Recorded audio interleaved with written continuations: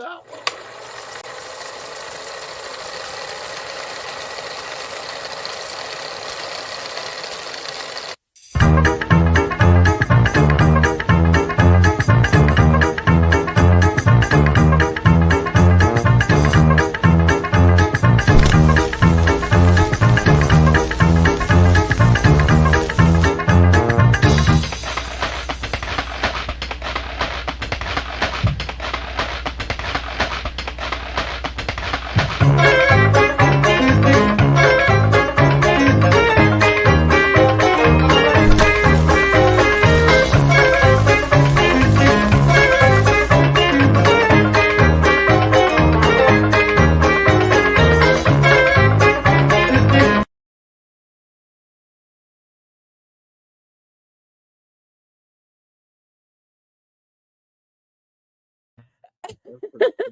Oh, I'm loving it. Do we call that vaudeville? Is that the correct pronunciation of that? I'm not really privy.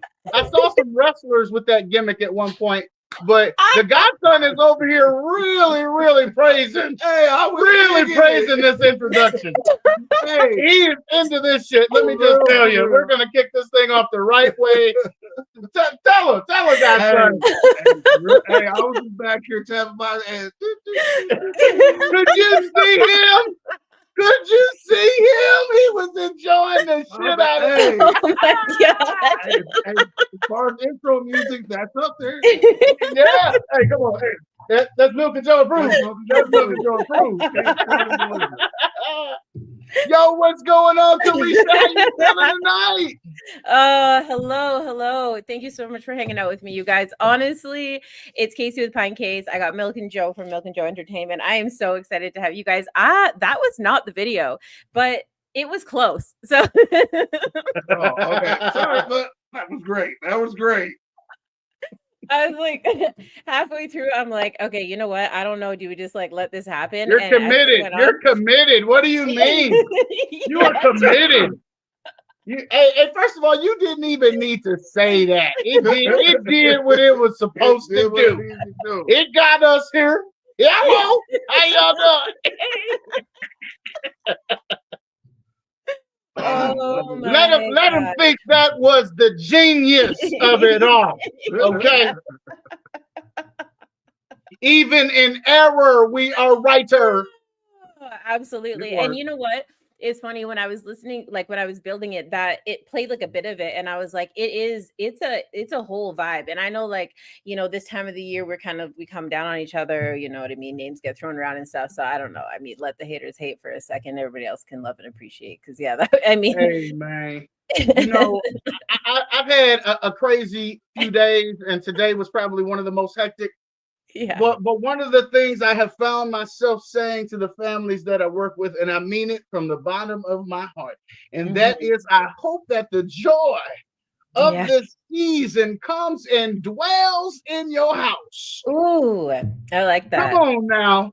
And you have the most Merry Christmas. You can't take it from me. I've been listening to Christmas music all month, and I don't care if the haters been hating. Jingle bells, jingle all the way. My mental health is amazing. You can't take my joy. The spiritual said, this joy that I have, the world didn't give it to me. Hallelujah. I'm drawing strength from Frosty the Snowman. No, you're not. He brought me my tree. What do you say? I'm here for it. Once again, I refer back to my meme. A bullshit. All right. No. You're referring back. That is in your DNA. I would need you to get back to milk and not. You're right. I do need you to get back to milk. That's why before we get to going too deep into this thing, you know what's up. Whenever the milkman slides your way, he gotta hit you with a yo. Why you keep looking at me? What up, world? Y'all know what it is. The milkman is in the building. Of course, he didn't come alone because I'm only one half of Milk and Joe Entertainment. Hey, what's going on, y'all? What's going on? It's your boy Joey the Godson. How y'all feeling today? You know what it is. We in the building. We are so grateful to be hanging out with Kalisha on Pinecase. on tonight. Y'all know what it is. Like and share this thing up. Tag a friend to tag a friend. Get your mama, uncle, cousin in the building. You don't want to deprive nobody of all this goodness on tonight. Kalisha, are you there? Back to you. Yes, I'm here in the studio, trying to edit some videos, keeping my days busy. Actually, for real though, it is, man, we got some small town icy feelings right now. And when I thought about doing tonight, I was like, there's not anybody else that I'd rather be hanging out with this close to the big holidays that's going to bring some vibes, because Canada is pretty big, but everybody's feeling a little bit frosty up and around these places. So, I mean, you did say -30, didn't you? Yeah, -30. Make my knees kind of knock when I hear stuff like that. I know. Y'all can keep it. Hey, keep me a favor, please. Keep that shit up there with y'all. I know that's why we gonna have some drizzles and 45 on Christmas. Okay, it ain't great conditions, but I can get outside. It's better than what y'all dealing with, for sure. Oh man, yeah, we got like negative. So it's -30. They're calling for like 6 inches to like 8 inches of snow, which is, you know what though, like the boys and I, we got suited and booted up the other day. We built these like massive forts. We were doing our thing, and it was one of those moments where I was like, this is what I thought Christmas and like the holidays were supposed to look like, you know what I mean? So it's kind of nice to be able to like bring it back around for the kids. So, make the best of it. Yeah. Yo, I mean, what are the holidays without family, right? If you don't have somebody to share it with, I mean, come on. I know. Wait. I know what the spirit is all about, that shit. Come on now. Fuck them kids that spend the money on yourself. Wait. I'm at that point in stage in my life. Like when you said that, I was like when moms were little, we did all that, played out in the snow, did all that. But now, you've been playing in the snow your whole life. Now that they're older, all they want is money now. All right, here you go. Here's a couple $100. Merry Christmas, deuces. Now I'm gonna really go buy what I want to buy. True. Hey, I tell every parent, it gets a lot greater later. All right. You just got to strive to the end of the light. You just got to look at the end of the tunnel, see that little beam. It's there. And the closer they get, the closer that and brighter that light gets. I love it. Oh, I had the talk with my kids this year. I was like, okay, so we could do like a handful of medium size, or you can like trade that in, cash that in, and we can do like one thing that's like legit. So if you can get over the disappointment of not having like a fully loaded tree, like long you could go on and you gonna get that mega present. Yeah. That's what happened for us as like teenagers and stuff. You start getting the video game system and stuff. Don't be asking for shit else. This is it. With one game and one controller. You might get how we did it was when we started getting older is you get your choice. You can get a bunch of little things, or like I said, you get one big ticket item. Yeah. But then you get your little stocking stuffers, little things. You know what I mean? Like your boxes, your wife beaters and stuff. Your socks. You always, you get stocking stuffers. Yes, the stocking, like I still expect a stocking. Like I don't care if I have to make it myself. Like I will make it myself. Pack that shit up. Forget about it for a bit. I saw mine on Tuesday. It's on the fireplace for when I go home. Don't worry about it. I know where it's at. He said, even though I gotta make that shit myself. And my basketball card's gonna be in there. Yeah, because like, okay, so I mean, obviously, I don't know. I don't talk about my personal life too much, especially like my partner and stuff, because it's not anybody's business. But of course, the same conversation happens every year, which is like, you don't do nothing, I won't do nothing, and we'll do eggs, bennies, some Baileys in the coffee, and like, okay, we'll see each other like, when it's over, right? And so, right, and like, so that's always kind of been the standard, and then. I don't know. It looked cool with all the stockings hung up, right? Like, because we're a whole basketball team, right? And so, and then I was like, okay. And then there's like those moments where, throughout the year, I'm like, oh, I'll grab 2 of those and a couple of those, or whatever. And then I don't know. We still have little kids, so you still got to answer to a couple of them. And I don't know. I like it. I sit there, drink my coffee. And I'm like, oh yeah, shit, I forgot about that. Right on. Got a face mask for later or whatever, right? So I don't know. What do you guys like? That's little traditions that you establish for yourself that are like outside of the traditional norm. You know what I mean? Yes. I'm super simple, and I hate to even say it out loud. No, You're right. I don't mind. I refer back to my meme. A bullshit. You will say whatever. No, he's got. I mean, I hate to be saying a little bit, but I'm the simplicity of it. I really do just enjoy decorating the Christmas tree, baking some cookies, having some eggnog while I put the ornaments on, and then I can sit down with the lights turned down and just the tree on and my Temptations Motown Christmas playing, and I can just sit there and enjoy the ambiance of the tree. I know. I knew you were going to use that word. Ambiance. Yeah. He knew I was coming with it. Come on now. It's something about I'm going to make like a bingo board, right? One of these days. Next time we do an interview or we do something when we're back on, I'm gonna have a bingo board. The milk drinking game. Oh my gosh, get out of here. These are the words. I'm gonna have people pick like 20, 30 words. You better not drink when I say praise the Lord. You better not. We'd all be drunk. You better not. That might be the free spot. I am not Catholic. I am not Catholic. Don't you be drinking when I say praise the Lord. We'd all be out here faded. That's hilarious. We might have to do that one night. Just all around, just all of us is get on here. So like, what's your thing though? Like that's my Christmas. So my Christmas thing is literally, as long as the people around me are happy, I'm happy. Right. That's all that matters, really. Yeah. I got older and realized, actually not even got older. We talked about it before. After going down, your mental, you change your ways of thinking. It's not all about the gift giving or receiving. It's about the quality of time you spend with a person. You know what I mean? So if you smiling and you happy, I'm fucking over the moon about the shit. Yeah. Bro, get the fuck out of here. Oh, bro, you got you can't. It's true though. That's what it's true. It's what matters. And I think people we lose that because so much stress comes with the gift giving part of it, right? So much stress comes with the shopping and the link to be perfection. So I mean, I think you got it dialed in. Like you're doing Christmas properly. I'm so happy. Hey, thank you, Jeff Bezos. I appreciate you. Hey, I need 2 of these, 1 of those, 4 of those, 6 of those. One will be here December 22nd. Okay, thank you. Yeah. All of my stuff was here by Wednesday. All right. I got boxes right over there. I don't deal very well with rude or stupidity. I have a very short fuse when it comes to that. Yeah. So instead of putting myself in a situation around other people where I know are going to be stupid, and you know what I mean? You know what? Here.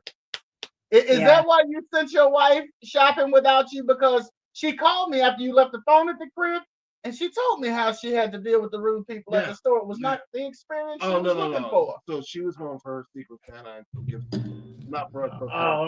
Our white elephant. You ain't have to tell all the business, but she was looking forward to some quiet. The store was a little overstimulating. Yeah. She said she was giving that to Gen Z right there. She said they coined it correctly. She was overstimulated. Yeah. You can see she was already drained, and that's what I said. I told her, I feel the same thing. I'm enjoying my quietness blunt, but I called it frazzled. I said, I think I'm frazzled.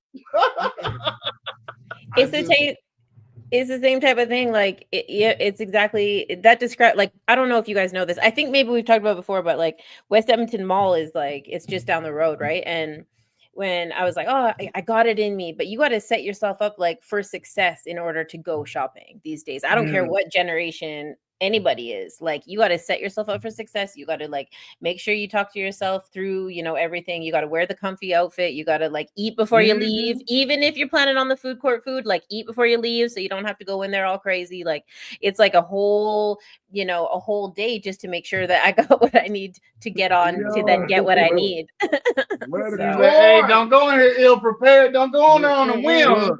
Don't go on a whim. I'm so glad that I smoke vape because I loved it. Look, I gotta go use the bathroom. Yes. I will pop in there. My vape, you gonna smell blueberry, motherfucking yum. Goddamn you. I wish you would say, bitch, that's air freshener. Is that the bakery? Is that the That's the bakery. But yeah, like if your mental's not right going into like a big crowded area where you know there's gonna be a shit ton of people, it's horrible. Horrible. Yeah. Horrible. I don't mind. I usually get my because I prepared myself so I get my excuse me. You know what I'm talking about? Excuse me. Because I'm big as a lot of people and stuff. Excuse me. Excuse me. But also with that, see, you can do that, but when I do that, they see an angry black man. Right. I was just gonna say, like, white man when I do it. No, but they're okay with that. Excuse me. I'm just right there. Yep. Excuse me. Like the look. Like lately, going out in public, it's just like the looks are so much more relevant, or I'm just spotting them out more. You seeing it? Like when I'm with my old lady and we're walking somewhere, you can just, or if I'm walking the infamous and old, mine is always a favorite. It's a beep beep with the purse clutch. That's my favorite. Man. Wait.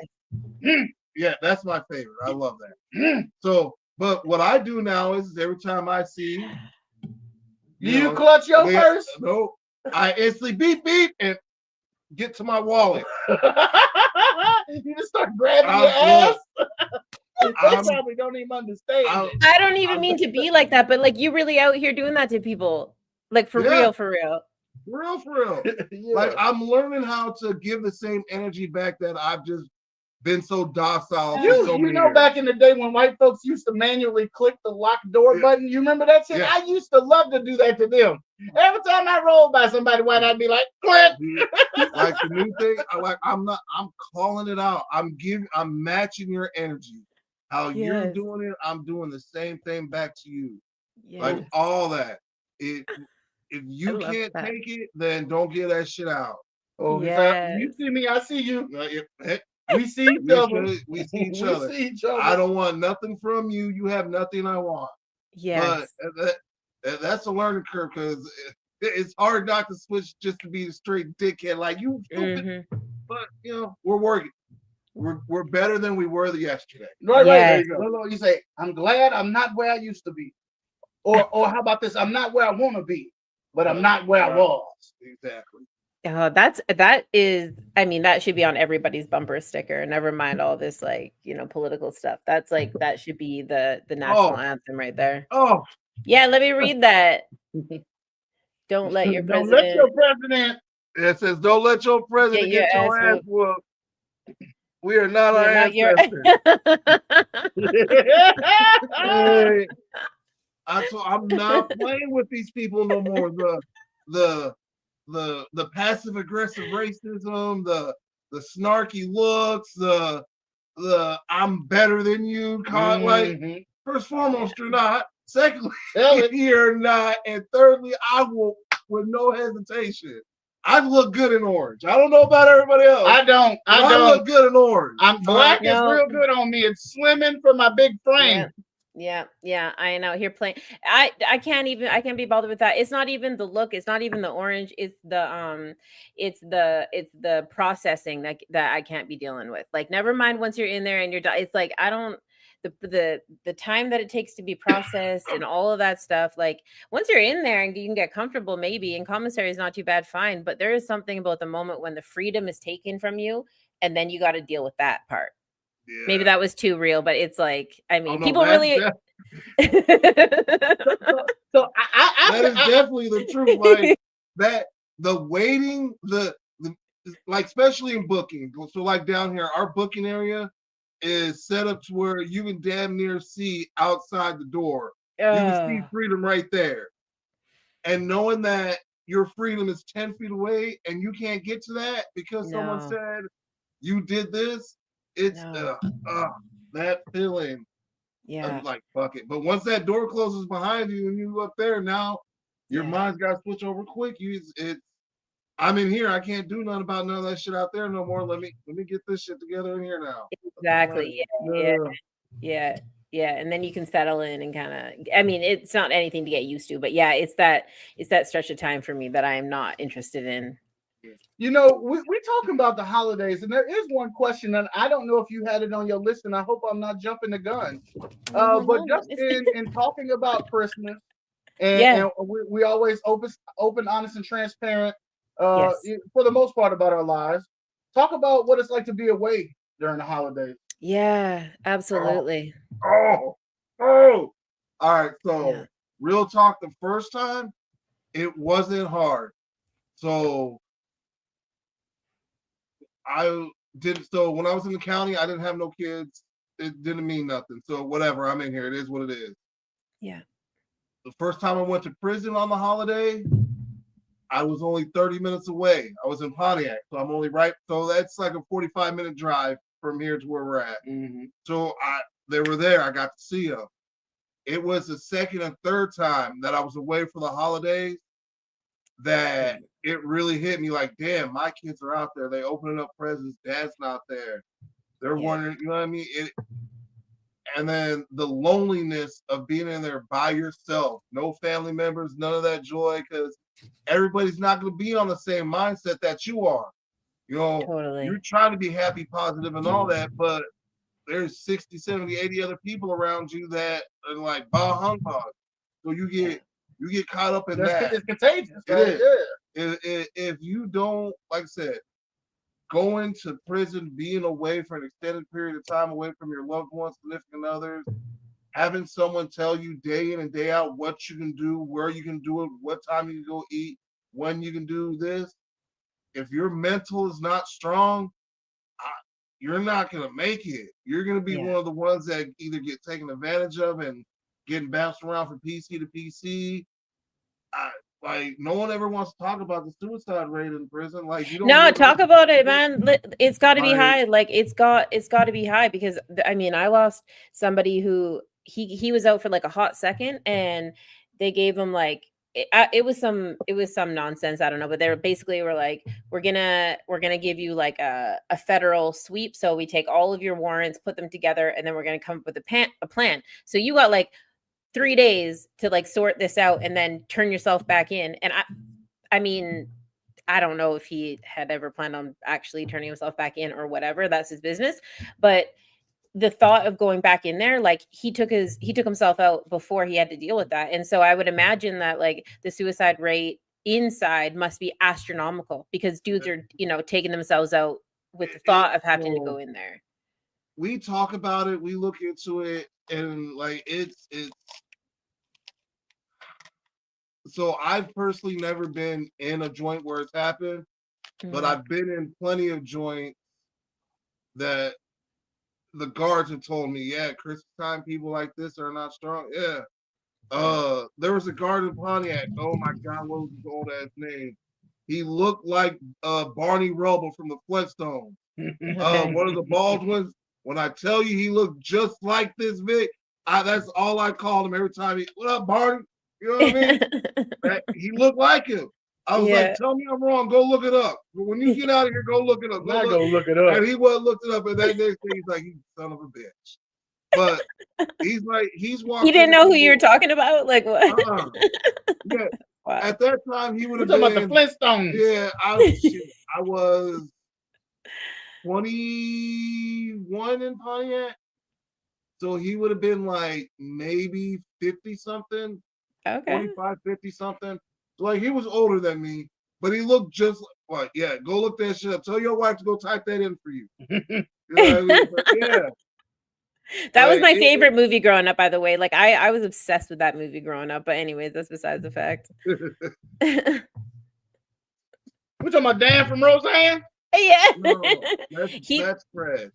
Yeah, that's Fred. We talking about that movie though. Yeah, that same nobody movie. knows who Barney was. That's not Alex Baldwin. It's a Baldwin. It's a Baldwin for sure. Daniel Baldwin, the one that didn't get too many more parts. He had a couple of little movies after that. He's around. He's been playing B-rated stuff always. Like always. Is there a Stephen Baldwin? He's a B-list celebrity. There's a Stephen, right? So Stephen is going to be on the World's Toughest Test reality show that me and Bree are going to start watching in January. Okay. Yeah, you got to go. Yeah, go check out freaking Milk and Brie. You guys have been like on the review for a hot minute. Hotness. y'all, Sorry, I didn't mean to cut you off. You know what? We didn't get to plug that. When is your next show? Well, we just wrapped Survivor. Actually, yesterday was the finale. Amazing season. Survivor 47 it was. We will be on the 28th, I believe it is. It is the Sunday after Christmas. We will be reviewing the cast for the third season of Special Forces World's Toughest Test. And then that show kicks off January 8th, 2025. Yes, 2025 is upon us, folks. And that is our first show of the year. And then Survivor will be back in February. So you're getting double doses of Milk and Brie. And guess what? Spoiler alert. The Godson doesn't even know this, but the morning show with Milk and Brie is coming back starting in January. And we are going 5 days a week. Are you kidding me? What? Yes, I said to Brie. I said to Brie, she said, how many days do you think we should do it? And I said, Brie, I said, the people who are successful, how many days do they do it? Daily. And she said every day. And I said, well, that's your answer. So here we go. The morning show is back starting in January, 5 days a week. Count them 5 days a week. There you go. You heard it here first. That's deadly. You know what's funny, though? When coming on this show, someone criticized the fact, and I hate to even bring this up, that we didn't have anything to plug. You know what's so sad is for someone to be so close and inside. They don't know what we have to plug. Oh my mama. Look at Joe is out here, y'all. It's going down. And we haven't even talked about the LLC yet. The what? The LLC. Oh, okay. You got to get a few letters behind your name. We're joining good company, though, because this is two nice small businesses on the platform together tonight. How you doing, sister? Yes. Congratulations. When I seen that, I was like, man, there are some things that come around in your life that make people feel good. That made me feel so good. I remember the day that I went and signed off on my paperwork, cost a couple of little bucks. You sort that out. And when you have that in your hand and you're like, now we're here. I mean, you've been here, but like now we're here, you know, because no one can say nothing. You know what's crazy is congratulations.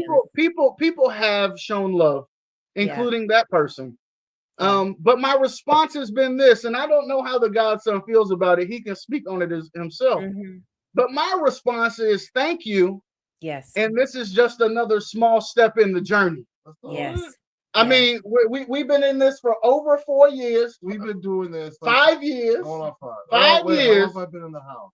We in 5 years. We're in the 5th year right now. 2020. Praise the Lord. We'll be starting the new year in May. But aren't we on like Pumpkin Bomb 7?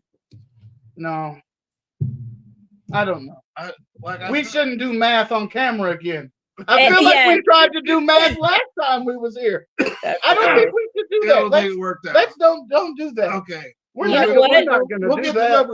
Look, we'll have our people call your people back. That's why we pay somebody now. Yeah. There you go. That's why we pay people. We can do that now. You know what? We business owner bitches. Yes. No, congratulations. And you know what? You're more than welcome. I'm going to take this time to say, shout out to everybody in the comments too, because there are some other businesses going out there and I've seen them. We've been seeing them. Shout out. The community's been growing big. I mean, Jason with CMC, he came out here with like 1,000 people to celebrate that. And his number's been running up on the daily. J Life is like no joke. That dude has been on the run and out there. You gotta love no one does more lives than that dude right there. Like, you know what I mean? You're talking about 7 days a week. This dude is like 7, 8, 9 a day. Like, I don't even know, but it's wild.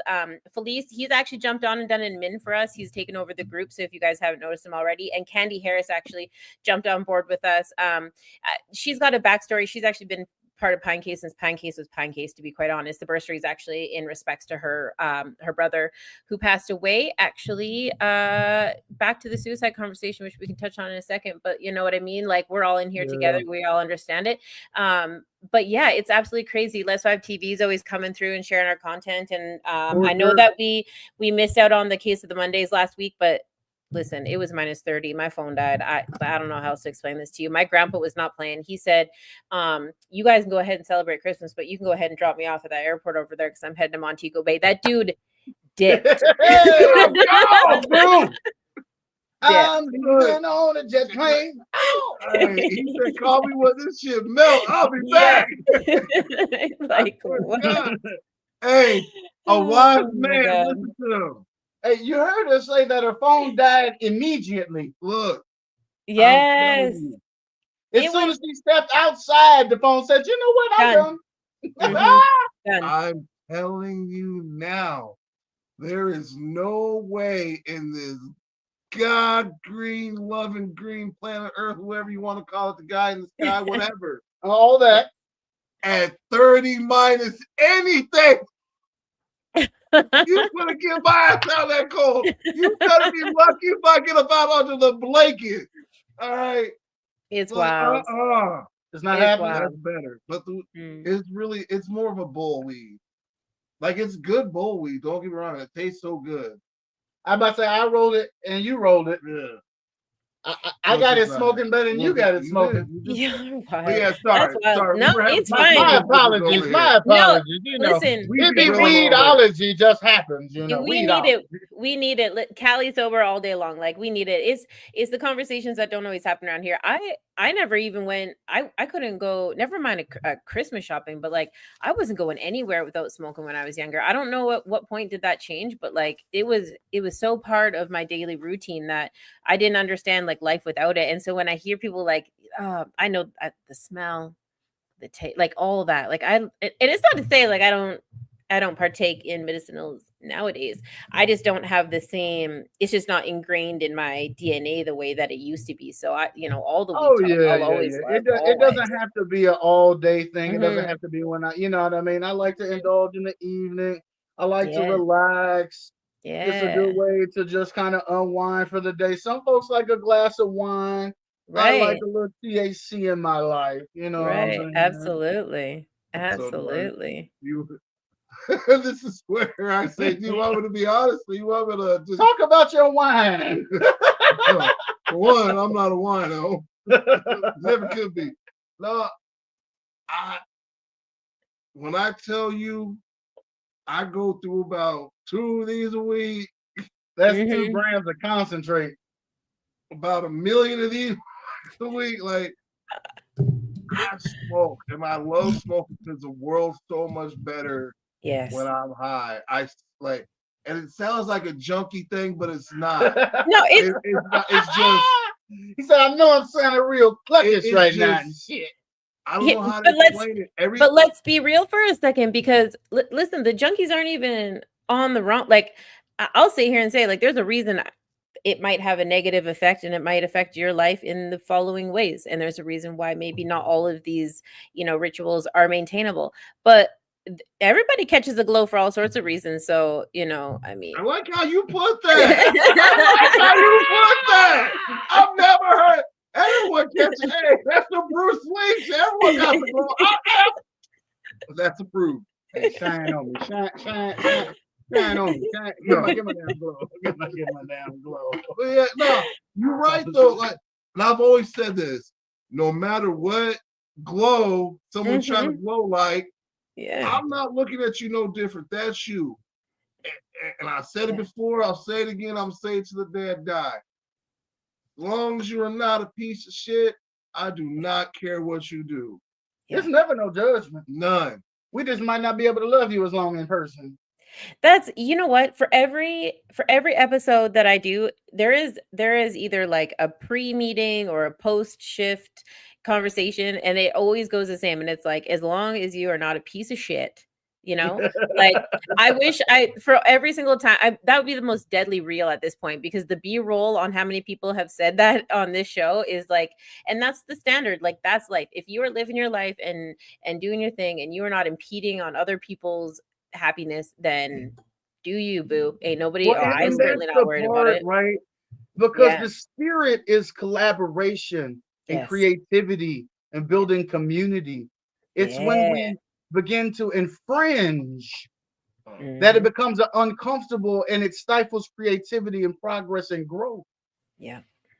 Here. I see this in a Yes. movie somewhere. I learned this in a movie somewhere. It's like it sure wasn't like RuPaul's Drag Race. I'm pretty sure It might. I don't know. I watch a bunch of look. I'll be so. I do this thing. I got the little TV menu up on it. I got like 1,000 channels. I watch maybe 3. Yeah, and it's usually the same 3. I don't know how. I call that the Netflix effect. So okay, that's good. And literally, I'll be in here reading goofy shit and just listening. I don't know how I do it, but just listen to whatever the background TV noise is. And you know how many stand-up specials I've watched? What you think about that Jamie Foxx though? I haven't watched it. We're not going to talk about it. Hey man, I'm not going to ruin nothing. I'm just going to say, if you love a Jamie Foxx stand-up, you will love this one. It might not. No, it will. It will. It did. No, I've seen it. Let me just say this. Oh, it's emotional. Yes. It had the milkman a little emotional. Listen. But it is a great watch. It is all of Jamie Foxx. If you love Jamie Foxx, you'll love this. You put a puppy in this man's face, he's going to get him. That's not true. I don't give a damn about a puppy. No, yeah, that's going to be a holiday, I think, standard for as long as I live. I don't know when they came out with that. I don't know when he dropped that, but I watched it the other night, and it was like, I felt like within the last month. Yeah. I feel like every artist needs to do that at some point. What a beautiful capsule of his entire being. Like, hey man, it's something about when you almost die. Yes. It calls you to reevaluate what's important to you, you know. True. And you can really see that it's a reflection in that piece for sure. I just watched the movie with a minute. What movie he was that? Well, I don't even know, but you love movies. Yeah, well, he was in like Ray Charles. He was in Django. He was in a bunch of them. But when he came out with his go watch it. You guys in the comments, go watch the movie. Go watch the movie. But it reminded me of like the things that happen. You know, I don't know if it's a Black household thing or a white household thing or whatever. I'm mixed, so like I've had both experiences. But there is something, you know, like when I go to my Jamaican grandparents' house, like we would sit around and watch like all the Black comedians, all like the you know, all the like soul plane, you know what I mean? Like all the cheesy kind of like slapstick Black comedy, and it just not in the same way that we would maybe at like my white family's house. Like I don't remember a time where we'd like all sit around and be like, okay, you know, now we're gonna. Should I like divulge how I used to choose watching programming? Oh God! No.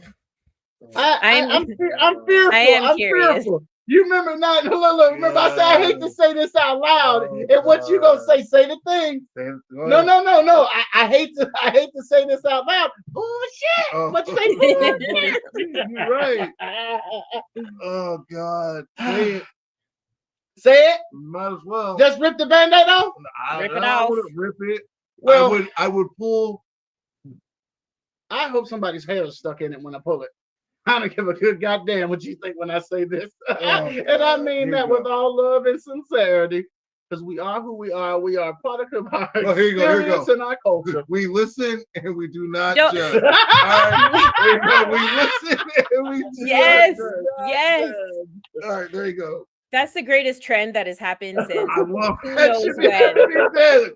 That and the suspect challenge got me crying. Okay. This is gonna make a good reel. So set me up again with that. Okay.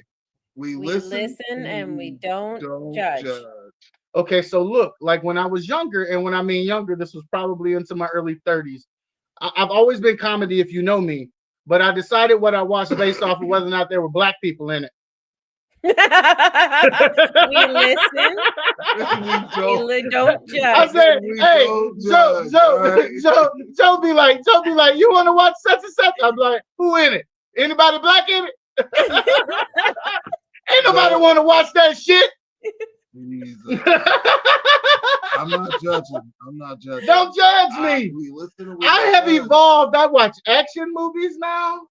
I like Keanu Reeves. all like Keanu Reeves though, yo. He's like the standard. Shout out to Canada. Hard for me. What do you mean? Oh God. You know, I broadened my horizons. You know what I'm saying? I always like George Carlin. Yo, but that's the real though. Like that. Okay, you guys get your pens out. No, but they don't. Half the people don't even know who he is. Everybody get your pens out. What you need to do is Jamie Foxx is a real thing. Cat Williams has always been a real thing, and George Carlin is the G. I don't care what unit he has been around. Like it is, he is the most. Do you ever see Zeitgeist? Like there's this movie, or Zeitgeist, I think it's called. There's this movie, and it's like all of this wild, like, you know, government corruption. It goes right from the beginning of like before money, you know, that it brings all the religions together, explains a whole bunch of shit. But what's wild about it is that like they basically could use George Carlin's they used him to narrate it after he died. So they just like took clips of all of his stand-up and like plopped it in. And it's like educational. It's like educational. Right? I have not seen it. Let me tell you, I was picturing this is gonna be real fucked up when I say this shit, especially after what I just said about how I chose my movie viewing pleasures. Because you go, well, what does he even know the fuck about this? But the way you was describing it, I'm like, is that Jay and Silent Bob? Oh my god! Oh my god! I said, shit, is that Jay and Silent Bob?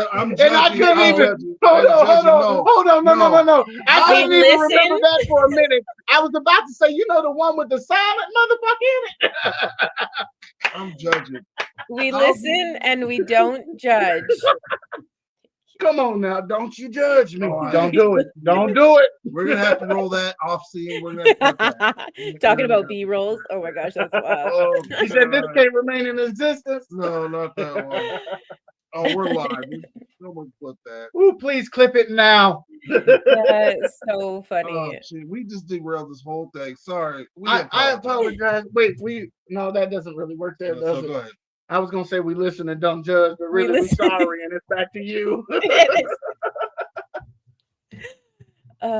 Yeah, I mean, what's wild is we actually left off with like what it was like inside over the holidays and what the suicide rate looks like. But the reality is that real people go in there. Like real people go in there, real people have to deal with it, and it's real people that come out of there or don't. And so it doesn't really matter where that conversation went, because the reality is that like it is us. You know what I mean? Yeah. It is us. When I talked about like, you know, getting going through processing, like obviously that's something that like is near and dear to me. And there's enough brothers for sure, but that conversation is coming from something that I've definitely been through myself. And so it just is real life. And I think like where the conversation went, whether we judge or we listen or we don't or we do, like it's so important to have those moments with our friends and just to be able to like sit and laugh about it and shoot the shit, because I feel like the weight of the world is off me. I said that out loud, y'all. Yeah. Ooh, I feel so much better, y'all. Ooh, I need a brownie or something.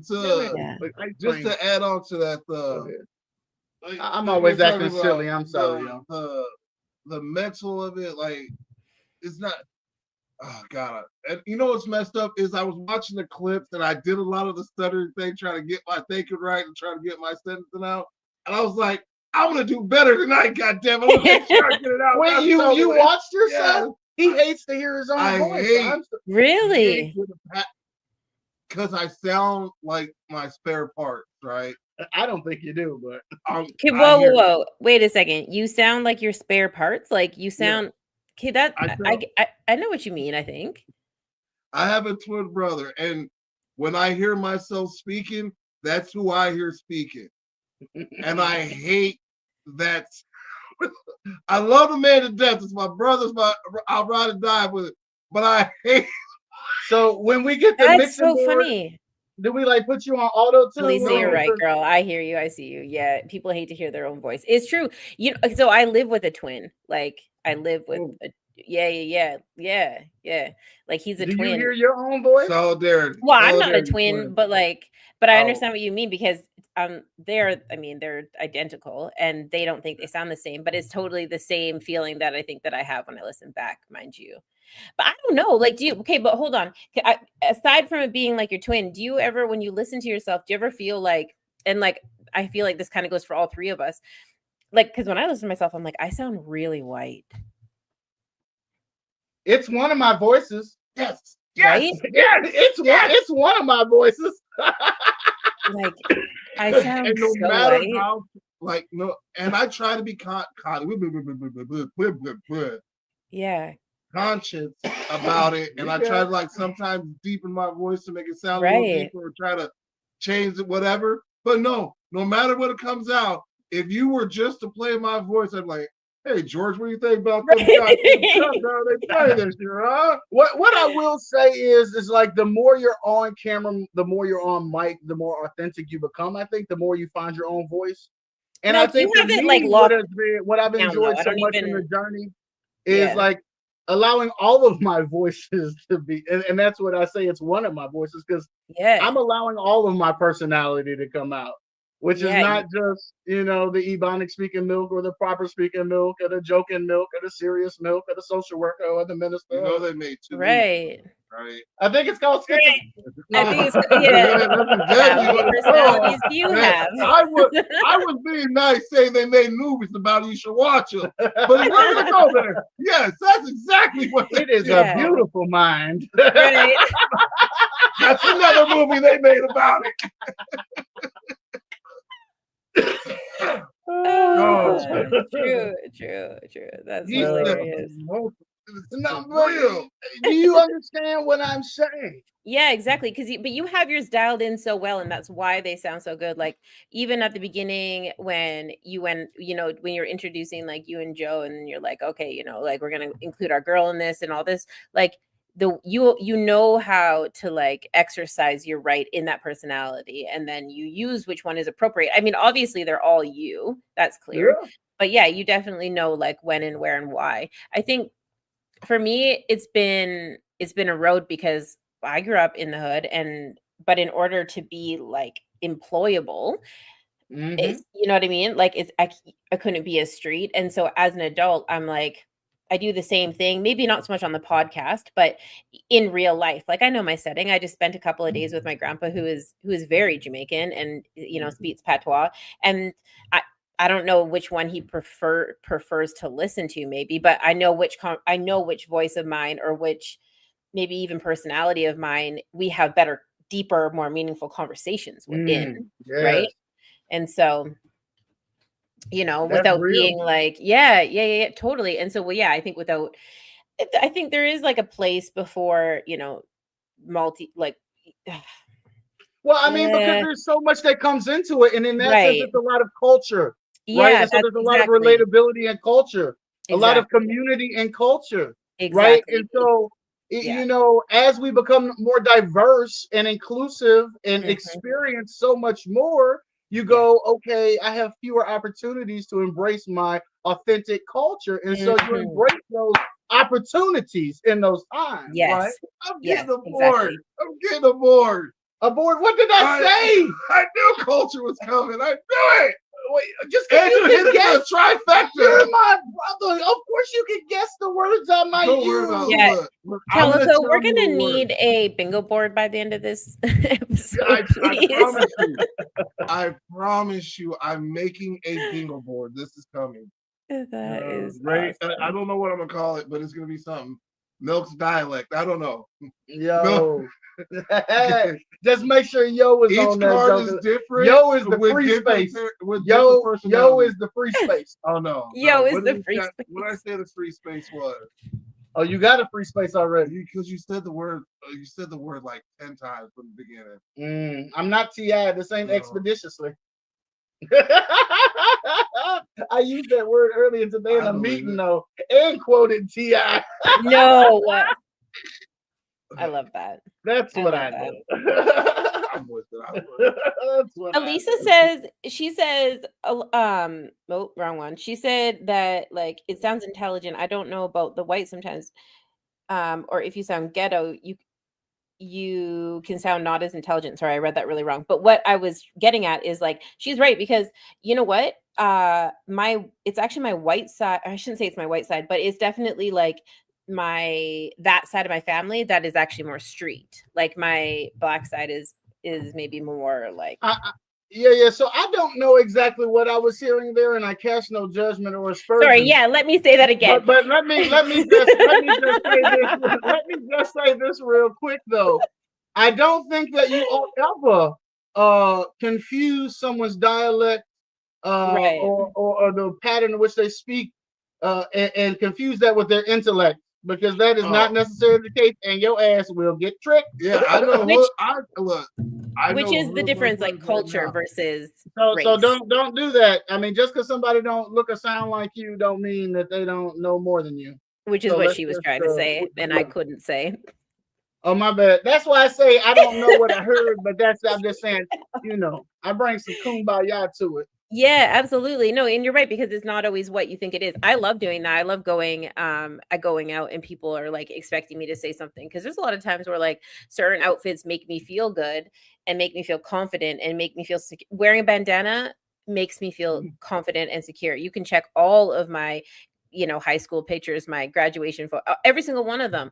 And so, like that's my crown. And people expect me to talk a certain way, and most of the time it's in a situation where maybe like being super street isn't appropriate, or like wearing a blazer and my pressed suit or whatever, and then we got shit to do or shit to handle, and people are like, what? Like that. I love that. Like, can I sprinkle something on this real quick? Yeah. Can I sprinkle something on it real quick? See, what I'm hearing is that we're confusing speech pattern or cultural dialects with presentation.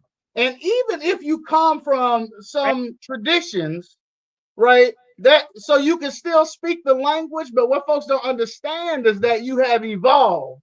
And so just because you still speak the language don't mean you're going to get the same response from me. Yes. Right? Don't mean that I still move the same way. I don't move the same way, but I definitely still talk the same way. But I know how to talk. It does sound like I know how to talk smart. No, but I know how to talk in the conversations that I need to talk the way I need to talk into. Yes. Right. You know what I mean? Yeah. I'm still gonna look like me. I'm still gonna be tattooed out, big beard, talking shit. But I know how to talk shit in the crowd where I'm at. So if I'm in a crowd full of billionaires, I know how to talk billionaire crap. We may not have much in common, but I bet you we find one or two things, and I'm gonna roll from there. It's just all about. I don't know. I don't know. No, you're right. It's facts. It's absolute facts. It's exactly what it is. And like, yeah, it doesn't need to look or be a certain way. Like, to be consistent, I think, is probably the most stable and strong. Like, to be consistent, to look to know. I mean, even just the way you're like, you got yourself posted up right now. Like, you're like, this is exactly what it is. I don't know why I'm doing that. And I'm sorry, it's not to look like that. Security. No. Like, I got tattoos on this arm. I'm very self-conscious about this, and it's horrible. You're self-conscious about your tattoos? No. Oh no, I love my tattoos. I'm just self-conscious about all the naked skin that looks like on camera. That's he's like, I just want to cover up because I got more done on this forearm and all up here going this way, so you can see it better on camera. So what's happening right now? Are you divaing out over tattoos? Yes. Yes, I am. Oh, like some people only want to be shot from the right side. Wait. We from the mud. We are. And you out here trying to get the right tattooing. It's not about the right what I'm learning and stuff. It's not about we all got angles. Which way do you see fewer chins? Right there. You good. Is this it? But now you're bright. Now you're glowing. You guys are wild. I'm sorry. No. You didn't. No, you didn't. My bad. That's awesome. Got your interrogation light going on. That's hilarious. I mean, this is just how we get out. We just. I This mean, is what we do. I mean, that's the joy of it, and this goes back to just hitting at a little bit of the previous conversation we had. That's what makes it so natural for us because this is just how we interact. This is just who we are, and so we try to bring that personality to what it is we do, and then just dial it up with some creativity, and that's what we're really looking to bring in this next year. Oh, Yeah. The godson is trying to abuse me though. No, tell him. what? I'm gonna have to call somebody because I'm gonna need help. Wait. What? Again. He's going to abuse me. Oh, I'm gonna love it. Look how pale I am. I can't get any sun. I'm gonna have welts. Like I said, it's for the shits and giggles, laughter. Whatever art form caused laughter. I learned a lot from everybody from watching David Blaine to Chris. What's the dude who flies? You want to make me disappear? Right, Chris Angel. Chris Angel. Steve-O, Jackass. You're not gonna be able to make me disappear. And the one thing that they all had in common, is they made people smile and laugh. Well, I do that a lot. From the dumb stunts they did to the high performance magic illusions that they put I be on. having strangers rolling in the floor on a daily, and I don't have to get hurt to do it. But guess what? We're gonna have more. Huh? We're gonna have more. More? Like a lot? Like increase? More. Like your gas prices going up. Bro, it was just $2.99 and I paid $3.09 today. I'm like, how did we go up 10 cents overnight? I was so hurt. Oh no. In my soul. But just give them a little bit of a sneak peek of what they can expect to see us. Oh, just one. Just one. All right, so we're gonna do this one where we want to do the hand one. I mean, you ain't even got to tell the whole story. The hand or foot one, because it really just makes a difference. Go with the feet. All right, so we're gonna get some. The internet loves feet stuff. I don't know why. Do they though? Yeah, they do. I don't even know why I was questioning that. They do. They real weird about that. Like I've been thinking about it for a minute. Feet stuff. They love feet stuff. I had some weird bill pop up, and I thought about it for a second. I was like, well, I haven't paid for my feet pics this month. My feet pics subscription. Let me find out. I'm gonna give you I'm selling big toes for $20. You get the unpainted toenail for $15. Ooh, I give you the one with the corn for $25. Yeah. Sorry. You get cankles for $35. Oh my god, that's out of control. That's out of control. You was actually envisioning some good feet, huh? No, not at all. He had toes in his mind that he could suck on. Oh no! I think I touched on this the last time too. We listen and we don't. I got to hug myself like Ray Charles. The almighty guy in the sky, however we became to be, I feel like his two flaws for making men. Well, actually, the one flaw for making men, and the other one's just all around for women and men. Okay. Feet and putting men's testicles on the outside. Where did you want them? Not there, exposed. Well, I mean, they're exposed. It's a pretty vulnerable space. Yeah, exactly. He gave a turtle a shell. Exactly. Why couldn't you leave something? I mean, he wasn't really fucking with us like that. He was like, y'all better handle it. But wait. But there is like a real purpose though, right? Like, I mean, you're all like the testicle thing is like temperature thing. Yeah, like right. It gets. How do you say this without? We don't have to. I mean, we don't have to, but like just. Oh no, I'm with it. I'm just trying to. I don't want to say some shit that. Hey, first of all, if God could give a turtle a shell, I'm certainly certain that He could figure out temperature control. Maybe a little more skin, something thicker, thicker. Yeah. Thicker. Maybe more of a layer of blubber like whales, Walsters. You guys are really out here saying that. I mean, he could have put a cooling fan on the back. I mean, I'm just because you get cold, you're really shivering, and when you're hot, it's just, oh my god, it's so horrible, so horrible. Oh yeah. Okay. And feet, I mean, they got a purpose. Okay, wait, hold. Okay. Yeah, you're not wrong. You're not wrong. Although I don't have these problems. I have beautiful feet and no testicles, so this isn't really an issue in my life. But no, sorry. I'm sorry. There's no such Sorry, thing as a beautiful foot. At all. Look, No. I love my disagree. old lady to death. Love him to death. But I hate feet with a passion. Yeah. They've never really bothered me, to be I'm not a honest. foot person. Yeah, See, I mean, I could live with. I hate to tell people what happened. See, in his younger years, he used to like shake hot sauce on him, and what happened? A young lady's toenail came off in his mouth. What movie was that? No. Don't be a menace. Okay, I had to rewind the clip. Put the hot dogs back. No, that's his lunch. That's his lunch. No, I'm good. Oh, Jesus Christ.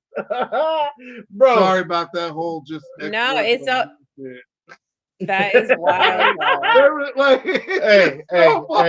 First off, let me just say right now. I mean, I decided to go suck on the toe. Okay. Anyways, moving on. So, yeah. Moving on. So, back to Christmas and mental health. So back to no, I'm just kidding. When you guys, I really am curious to know what's happening in the new year. But before we get to that, so tell me, is there traditions that you guys have let go of? Is there traditions that you guys are holding on to? Is there things that are happening that you are definitely like, my kids need to be a part of this, that don't involve toes, that you definitely want to see when you're like a great grandparent sitting back and you're like, man, I taught them that? Honestly, like, so we as traditions, it's more of just a family getting together cooking thing. It's a normal thing everybody does, but like I said, as long as the kids are happy and hopefully, like, I do get, you know what I mean, I want to be a grandparent, I get to see all that. As long as I know my kids are making their kids happy, my grandkids, then my legacy is passed down. Yeah. You know what I mean? I don't want to put my dad, like, I instilled a good work ethic, but I told him that's not all there is. Yeah. You know, and as long as I see that and him treating, you know what I mean, my kids treating their kids good, like I said, legacy passed down, I could die a happy man. Yeah. I think it's similar for me in the sense that I think as long as there's still community and family, like, I don't care what you cook. I don't care what time you have dinner. I don't care whose house you eat at. I don't care what time you open gifts. I don't care if you went to Christmas Eve service. I care that you got together. I care that you were intentional with your time and your love, and you made room for each other in that season. That's what's important to me. And I think that's the legacy. That's the legacy. Are you guys aren't stuck on the food thing? I was wondering about that because I'm debating not doing a turkey this year, like, actually. So, well, okay, you're right. We do have a tradition. Now, wait, I thought you meant in the future, because like right now, I don't have to have no turkey, but I want dressing, candy jam, green. I want a sweet potato pie. I want pineapple cake. I want pecan pie. Cake. What you want? Did you want something? Macaroni and cheese. Did I say that? No. But so usually, since Thanksgiving and Christmas are a month apart, we come to the decision: are we going to do Christmas or Thanksgiving? And one of those 2 days, either or, we'll cook that meal. So like this year, we chose Christmas, so we'll cook a big the picture thing you see. Yeah. You know, look what I got. That meal. Oh, the plate. You're gonna take a picture of your plate. So there'll be a plate picture this year. Okay. But for Thanksgiving, we did like a Super Bowl little thing with finger foods. Cool. Walking tacos, wings, just a bunch of just like no one had to sit in the kitchen for 13 hours and cook. That's nice. It was decent. I was disappointed. Nice. I went all the way to Tennessee and had one plate of food and left the next day. Oh, yeah, that was your fault. Well, I mean, I had to get back for that high school championship football game, which we won. Go Flyers, East St. Louis in the house, 618 all day, every day. There you go. You didn't have to do nothing. You chose to. You're right, I did. But that's why I'm looking forward to the food again and we're gonna have it at Christmas. I was thinking about like smoking something this year instead of doing like a big turkey. We did like a big like headerite turkey, homegrown, ain't never been touched by nothing weird, $100 big I bet old. that was good. It was deadly, and No, it did didn't. taste the No, same? I like brined it, and like it was, there was nothing coming near that thing. But then I'm like, okay, do I really want to do that again for Christmas? Like, I kind of, I don't know. I mean, if everyone that eats pork is sitting in Jamaica, like maybe we'll do like, some big old smoked ham or something. It's kind of where my mind's at. We usually do that for Easter, but I'm kind of thinking, I don't know. That's kind of what's on my mind. And then I'm like, do I disappoint people? Is that going to disappoint people? Are people going to be like, what is happening right now? Because the turkey is like so symbolic with like the Christmas dinner, right? So I don't know. We got slightly bougie in the fact that the ham I had in Tennessee was from Honey Bake. Do y'all have the Honey Bake ham store? No. What is that? What's the tradition? What's the deal with that? It's just the most delectable ham that you will ever have, and they also do turkeys as well. And they also will make you some fresh lunch meat right out of this shit, and it's not even processed. It's just good sandwich meat out of there. I've been asking for a meat slicer for Christmas for probably 5 years, and considering I do all the cooking in this house, you'd think someone would be like, "Yeah, you know what we should get her? Freaking meat slicer." Wait, do you hear that? Do you hear that? Yeah. Like, do you hear? I need to turn the speakers up louder. I would really like a meat slicer. Shots fired! Shots fired! We'd like to report shots fired north of the border. Damn. It's true though. Like before, but don't ask for sandwiches if you're not gonna give me a damn meat slicer. Shit. Like, hey, I don't know what else was on the agenda tonight, but I had something that I was thinking about when I realized that we're gonna be talking about Christmas, and that was, is there anything like from your childhood that you never got that you really wanted? Yes. The 1972 Playboy edition. And what age did you want that? Oh, damn. And this is how you know that mental health is real, and you never know what will stick with you. You about to hear it. Stay tuned. Don't turn your dial. See, it comes back to you get the big gifts or a bunch of little gifts. You know what I mean? No, I'm talking about like grade school. This is early elementary. This is my inner child. That motherfucker is still upset. He is upset. There was this board game called it wasn't Mousetrap, but it was like this dog that went around the board and it would hit the fence and it would the cats would fly off.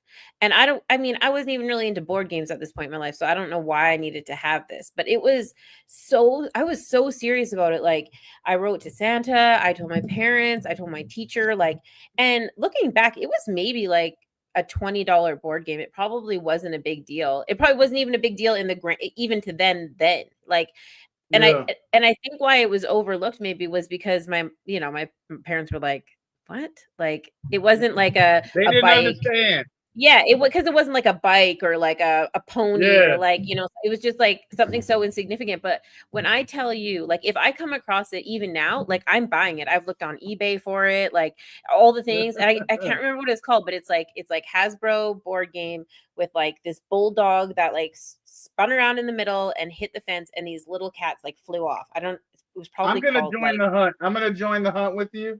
Listen, if you bulldog run around Hasbro, I'm on the hunt with you. Yeah, and it's like I think why it was it obviously still bothers me today because I'm like, this. Come on, this is what I'm getting at. It could have been what I'm getting at. Right, like, childhood traumas, man. Someone actually posted in the group the other day, why does adult problem solving feel like childhood trauma? And I was like, whoa, wait a minute. Yeah, because like, with the things that we didn't receive, there could have been a whole gang of reasons why we never got that gift. Like, maybe that's why we had a turkey that year, right? Like, maybe that's why I didn't get the bike or whatever. Fuck that turkey. Fuck that turkey. So just to piggyback off what you're saying. Yeah. Like, I'm not saying I had the best childhood, but in the grand scheme of things, I had, for how I turned out today, you got good, what you wanted. You know what I mean? So I didn't get what I wanted because, like I said, it always came to the big gift. That from what I was able to understand, you can get your big gift. So you was just easily impressed as an early elementary child. The little gifts, like we got other little gifts that, like, don't get me wrong, we'd have a damn near 10-foot tree. This is what I'm saying to you, lots of stuff. And you know, being all around it, but they weren't big ticket items. You got right, but what I'm saying is during them years when the tree was just packed, out of all them damn presents, was there something that was not fucking wrapped up under that tree that you wanted? Nope. Not like a G.I. Joe action hero or something? I tell you, my mom and all them, when we were living in California, and I was still doing that, when I tell you they busted their ass for us, like we may not got a bunch of shit through the year. Like we asked for this, and this through the year, we may not have got it. But come Christmas time, that thing we wanted 6 months ago is under that tree. Wow, that's wild. Sorry. No, I was like, I got a cat, like an actual black cat, 3 years in a row for Christmas because we were so like, and when I talk about my family, like we were have mice? No, we never. No, this is what's crazy. No, this was crazy. This was crazy. So I can't. I mean, my dad, he's out here. He's a musician. He's amazing. And when I talk about my life or saying like we're too poor, I'm not talking about my dad. For those of you guys who know, he's on my Facebook and stuff. That's not who I'm talking about. Unfortunately, the way that the systems worked back then is that, especially if you were a black dude, you're fighting a white woman in courts, regardless of what she was up to. And my mom, she'll come on here. She's got a date. She'll be up here talking to you guys. She'll be in the group and stuff.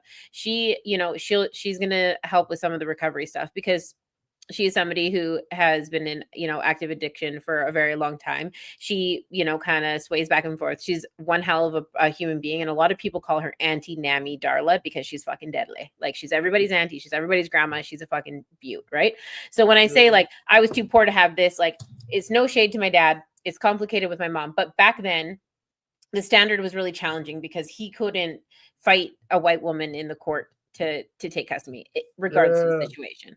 But with all that being said, it don't really even matter why you didn't get it. You didn't get it, and your inner child still wants that damn thing, right? But listen, we're talking about Christmases that like I got a cat, like, and that sounds great until you realize like that's something good. We couldn't afford that cat in February, so like we couldn't afford Christmas gifts, and then we would get this kind of throwaway gift, which was always like really crazy and way more than we could maintain. It's like those people that get the nice house on the show and then can't pay the property taxes. Yeah, and so like shit like that would happen all the time. And like we had 3 cats named Rasta like year after year after year, and then they would just try again. Yeah, and then it would Alicia, baby, we're gonna try again. Right. Seriously, like I'm serious, yeah. I'm sure it's why I don't have cats now. Like I'm sure it's why I'm like, we're not doing that. We're not getting no birds. We're not getting any we're not doing any of that but it's like it's wild to me that like honestly, Joe, your parents really were out there doing all that for you because I had awesome parents and there still was like shit that I'm like, I could have lived without that, He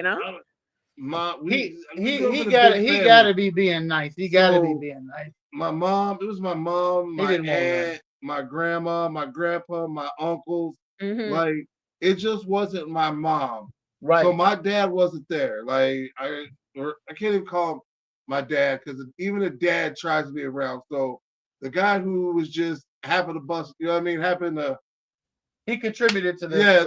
The contributioner, right? The contributor. There you go. But I was with them, like, sure, yeah, sounds good. They like I said, the one thing they instilled was happiness. So if anything in our family's tradition is to pass on the happiness. Is my grandpa and my grandma and all them got joy of seeing us getting up at like 3:34 in the morning. We had a big ass bell. When I tell you this big metal bell, you ring it twice and all you hear ding ding. and we run ding-a-ling, ding-a-ling, ding-a-ling. And me and my brother Josh, we alternate. One year I'd ring the bell, the next year he'd do it, and back to me. Like that, those little things were fun. That's what they remember to put smile on their faces. Right. So the same thing when my kids were younger, you know what I mean? Look, we can't do it right now, but come Christmas time, look Santa got you. Santa got you. Look, mom, dad got you your big presents. Here you go. Love you. Yeah. And they happy. You know what I think that speaks to, and I think Alicia can relate to this, and it's been lost over time, but it's the more traditional family where folks, stick together longer and have shared resources and have more support in the nucleus of the family. And so that's really what that speaks to. That's what that's a testament of. And I was eyewitness to it. And so I mean, it's a blessing. Yeah. Yeah, Absolutely. A lot of them. Yeah, Yeah. But y'all want to? I mean, I think you probably could guess what I didn't get. Yeah, what is it? I was gonna say, because what is it that you want to know, right? I really want to know. I mean, we done obviously, put you all the way out there. Yeah, over we Bark can't. Bark scooter that runs around the board. Right. Yeah, Milk. Tell the people, what are you waiting for, baby? What's going on? What gift do you? I mean, either hell in itself. No, hold on. I'm gonna say you're getting way too specific. Let me just frame it like this: what do I love right after God, family, and helping people? Wrestling. Okay. What did I not get? Any what in the cage? It wasn't even that deep. It wasn't that deep. Just a Hulk Hogan wrestler. Was it a Hulk Hogan? Now, my biological mother, she had bought me a handful of wrestlers. I think I may have had 3 or 4. Okay. And I think one of my friends had pity on me, is how I ended up with the 4th. But she had a play sister when I was coming up in the projects real young, early on, elementary age. And every year she promised to get me damn wrestling action figures, and that's all I want. First of all, the only reason I had a ring, once again, was because Chris Lancaster, who lived in the projects 2 buildings behind me, had got a new ring, and he gave me his. And I'm pretty sure I had motherfucking shoestrings wrapped around the thing for ropes. And I'm putting myself all the way out there, and every year I ask her, "Are you gonna get them?" She said, "Yeah." And then one year she got something wrestling related, and I was opening the package, and I saw WWF, and I started getting excited, and my little preview medicine ball started tingling. And then I opened up the package, and it was just the head of the Ultimate Warrior and the head of the Macho Man, and these were little bath time squeeze water thingies, and I was so fucking pissed. What the fuck am I gonna do with these god son of a bitch fucking squeeze toys? Oh my god, I've been needing to get this out for over gotta be 37 years. And his haircut. Oh my god. You feel better? Oh Jesus. It was a release. All right. It was a release. Jesus Christ. Where the you see why it was so important that the nephew had action figures. It was so important. Well, I'm glad we talked about it. I'm glad you had the opportunity. I'm better. I feel better now. I'm sorry. Excuse me. No. Back to you, Kalisha. Yeah. I don't know how to segue off of half of your shit, so I'm with you. 90% of our shows is me trying to ad-lib. First of all, I didn't even recognize the trauma that was really associated with this experience. You know what? It was really weighing heavy on me. It's for real, and we carry it into our adult life all the time. And I know that, the point is to really talk about it, and to, if humor is something that helps, then great, it helps with a lot of people. But the reality is like these things really do change the decision making that we have, the relationships that we have, the things that we value in those relationships and those friendships, and the things that I instill in my son are definitely like, you know, I wanted to make sure that he knew what it was like to play basketball, and like he needed to learn that in a team setting and on this in the streets, and like, you know, things that I was like, I feel like I missed out on that part of like my culture, you know what I mean? And so like the things that we get and the things that are taken away from us, like whether it's a joke or not, or whether, you know, we like play it out, or we like to take advantage of moments like this where you can really like feel some shit, it's the truth. The things that, you know, the choices that the adults make really do look and feel like childhood trauma, and it is absolutely wild that that we don't actually talk about it more often. Like, Come listen, on, man. if you want some And action figures, like, it can be silly. yeah, It can sound as exactly, silly as it want to be, but you exactly. never know really what will affect you. And Mhm. everybody has that inner child. I Right. don't care if you are 2 or 200, Yeah, you still have that inner child on the inside of you who you will always see and yeah, hear and try to protect and yes, try to give what it never had and all of that. yeah, yeah, It's inside of absolutely. you. Yeah, absolutely. Actually, when I was a part of the therapy that I went through was actually walking through, like, you start as a youngster in a chair, and then you walk through all these different stages, and then, you know, you talk about like what do you see in that space. And I thought it was so silly. I'm like, this is dumb. Mm. I'm not doing this. Okay, you want me to sit in a chair? Okay, I'm sitting in a room in a chair. Sure. Like, sure, I'm 5. I don't know, whatever. And I kind of just like brush it off until I finally took some responsibility, like for my own mental health. Thankfully, I was able to do that and then turn it around to give back. But if you don't deal with it from like sitting in a chair when you're 2, sitting in a chair when Mm. you're 3, 4, 5, 6, 7, and you skip over all that stuff and you're like, I'm just going to work through my adult problems, then you're missing most of the shit. Like, you know, 75% of dealing or working through or finding, you know, release or relief or counseling, whatever, 75% of that is childhood stuff. I mean, as adults, obviously, we need to sort that out too. But yeah, if you're not working on all of that, and it's interesting because you use something as playful as like a toy or something that you wanted for Christmas. And when you were saying that, all I kept thinking was, I wonder if you value communication as an adult. I wonder if you value being heard in a relationship, because if you took the time to explain what that thing was and you received Mm. something similar to it that Mm. wasn't the actual thing, you're like, where did Mm. I didn't how did I not Where did I communicate that go properly? wrong? See, Right. you hear me. You Yes. hear me. Yes. Where did I go? Right. I mean, it's Mm. so real. I hate that. Yeah. You know, my I see. default is comedy, but I know. But I yeah. mean, the reality of the situation is that's real. And I Mhm. mean, and this isn't me, obviously, but you know, you wonder why you might be with your kids in the toy aisle at the Toys R Us, and you're over here looking at the wrestling action figures. Yeah, for real. Because little Dexter still wants the Macho King with the saber and the heavyweight championship belt. To this very Yeah. day, if I go into like Walmart or stuff or buy my stuff, I walk through the toy aisle. See, that's you To this know, very day, that'll never change. Mhm. But once again, that just comes from being young-hearted. You know what I mean? It's Yeah. the mindset of being young. Like Toys R Us fucked me up for life. I don't want to grow up. I want to be a I'm a Toys R Us Toys kid. R Us. I want to You be a know, Toys R Us kid. like for real, like if as an adult you can't find some type of balance to bring your childhood back into your daily life or Mm. Mhm. to bring it back when you truly need it, then you're doomed. You know what Yeah. I mean? Like, even though I don't buy none, it's just going down the aisle and reminiscing about, oh, I remember playing with these toys.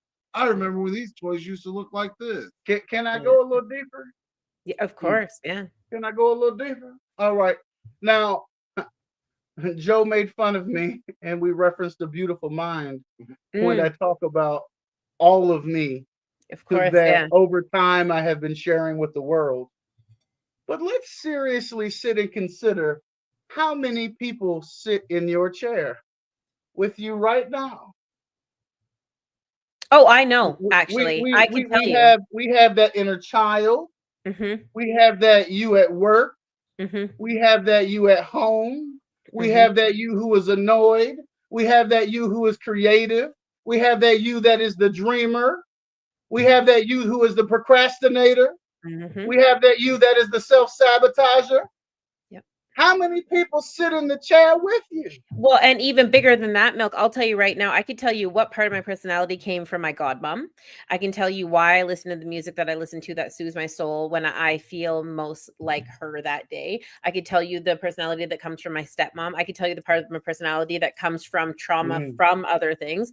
I could tell you the part of my personality that I really enjoy when I feel like this, because that is a reflection straight from my dad. Like, I know, and it's funny when I react to certain things, I'm like, oh yeah, I actually know who that was. Sorry, excuse me, my bad. Right. You know what I mean? Because I My know apologies. exactly. Yeah, My apologies. Now you got me over here thinking like for real. That's what this conversation is, my guy. So, but Yeah. at the same, so like you were talking about work, home, entertainment, social.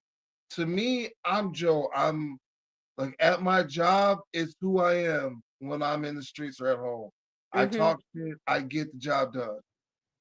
I gotta call bullshit, and not to say that he's just out here blatantly lying, but I have seen leadership Joe who puts it on when he's on the phone. Like, that's because that's no, but that's you. Joe. That's you. Just right? a different voice. Not even just that's a different you. Tone. That's you. Different vocabulary, different cadence.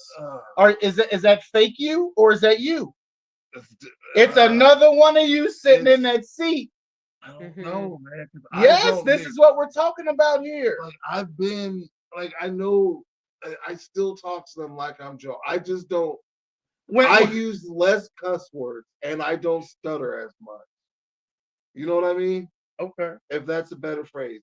Like I'm more nervous doing this, afraid of fucking up here. I'm trying to strive for perfection here. Yeah. Well, ain't nobody. Well, and that's the social media. Yeah, but no, that's just a mindset.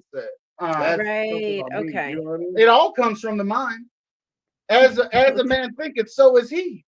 True. I see what you're saying though, Joe, because you're saying like it's not like it's not a montage of other things. It's just you at the heart of it that reacts to different situations differently. That's it. Whereas like but you can describe it how you want to, but at the end of the day, it's multifaceted and it requires you to be more than one version of yourself. Just because you're still genuinely and authentically you, and still you're still gonna still present with the same morals and the same ethics and say all of that, like all of that still presents the same, but how you package it is different. And that's a different presentation and perspective. I can't hide this packaging, the tattoos, the beer. I can't hide that. No, listen, but you dress up your dialogue when it's appropriate. Because I'm not striving for perfection. I'm striving when I'm in that role, when I'm in that leadership role. I'm not striving for perfection. I'm striving for an outcome, if that makes sense. All I'm saying is it's different than the motherfucker who sits here and talks shit and chops it up. First of all, I'm not saying that there aren't layers that bleed into it. You're right. But you know what I'm saying? You hold yourself to a higher standard, all of that in terms of your presentation, how you lead them, folks are dependent upon you, your responsibilities. But see, that falls back into the Joe who sits here and talks shit don't do spreadsheets. No, because you know why? Right. We pay people to do that shit now. We pay people to do that now. Sorry, I'm sorry.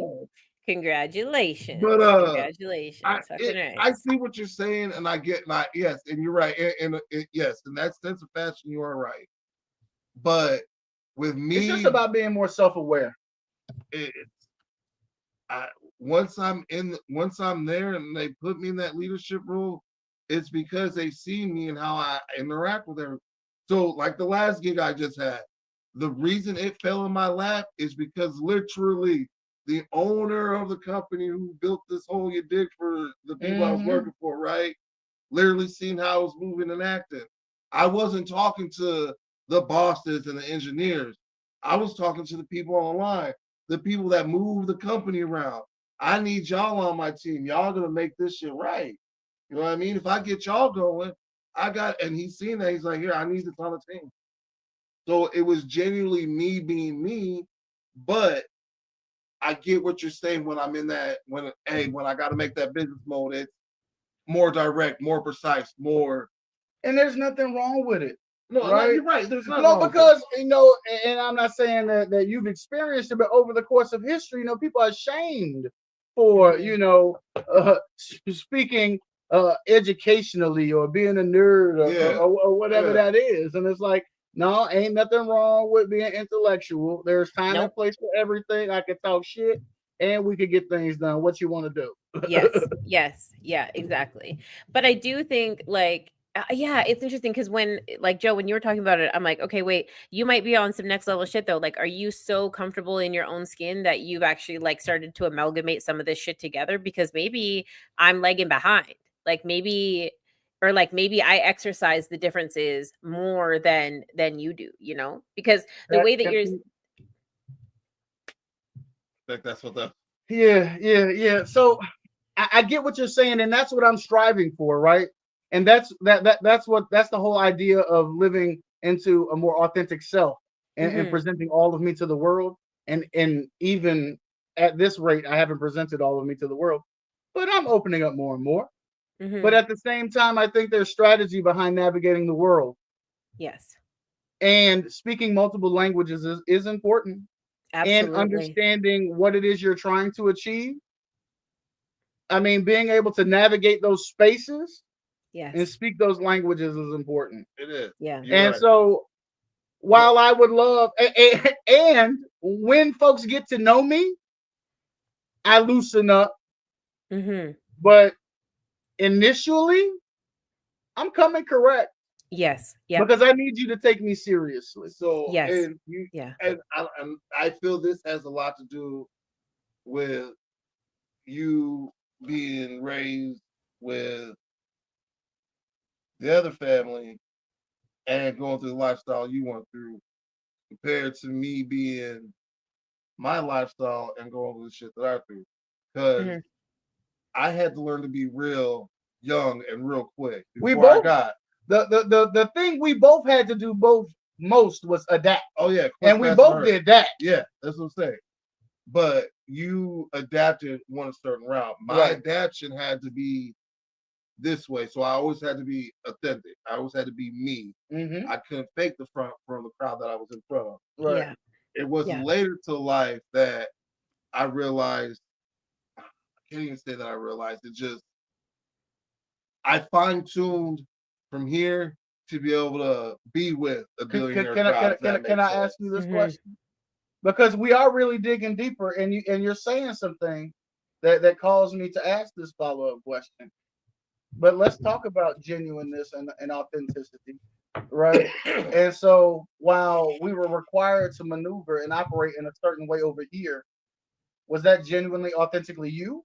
Or is the individual that you have evolved to, who can still speak a language and move in that space, but who has evolved to, wine and dine with kings and queens just because we slept in alleys and ate pork and beans? Oh, I definitely roads, baby. I'm definitely a peasant from the mud. Yeah, no. You know what I mean? No, I'm definitely a peasant from the mud to a fucking king and queen table. Yeah, no, there's no doubt about that. But that fine tuning through the years to become a king at a table. You know what I mean? Yes. Like it wasn't having to fake in front of this person and be somebody different with this. It was either like it, accepted who I am, and I'm like you're talking about speaking 17 different languages. I can still speak the 17 languages and move through the crowds, but I could do it because of who I am and how I carry myself. You know what I mean? So yes, I bleed over into all that. So then I go back to my original premise, which it isn't to convince you or sell my point, although I love to win. But does it not then support the fact that we are all of those things? No, because I am one thing. I'm me. Right, but we are encompassed. Like all of those things make us up, though. I encompass all those things. It's not that I have some of this, some of this, and some of this. It's some of this, some of this, some of this as me.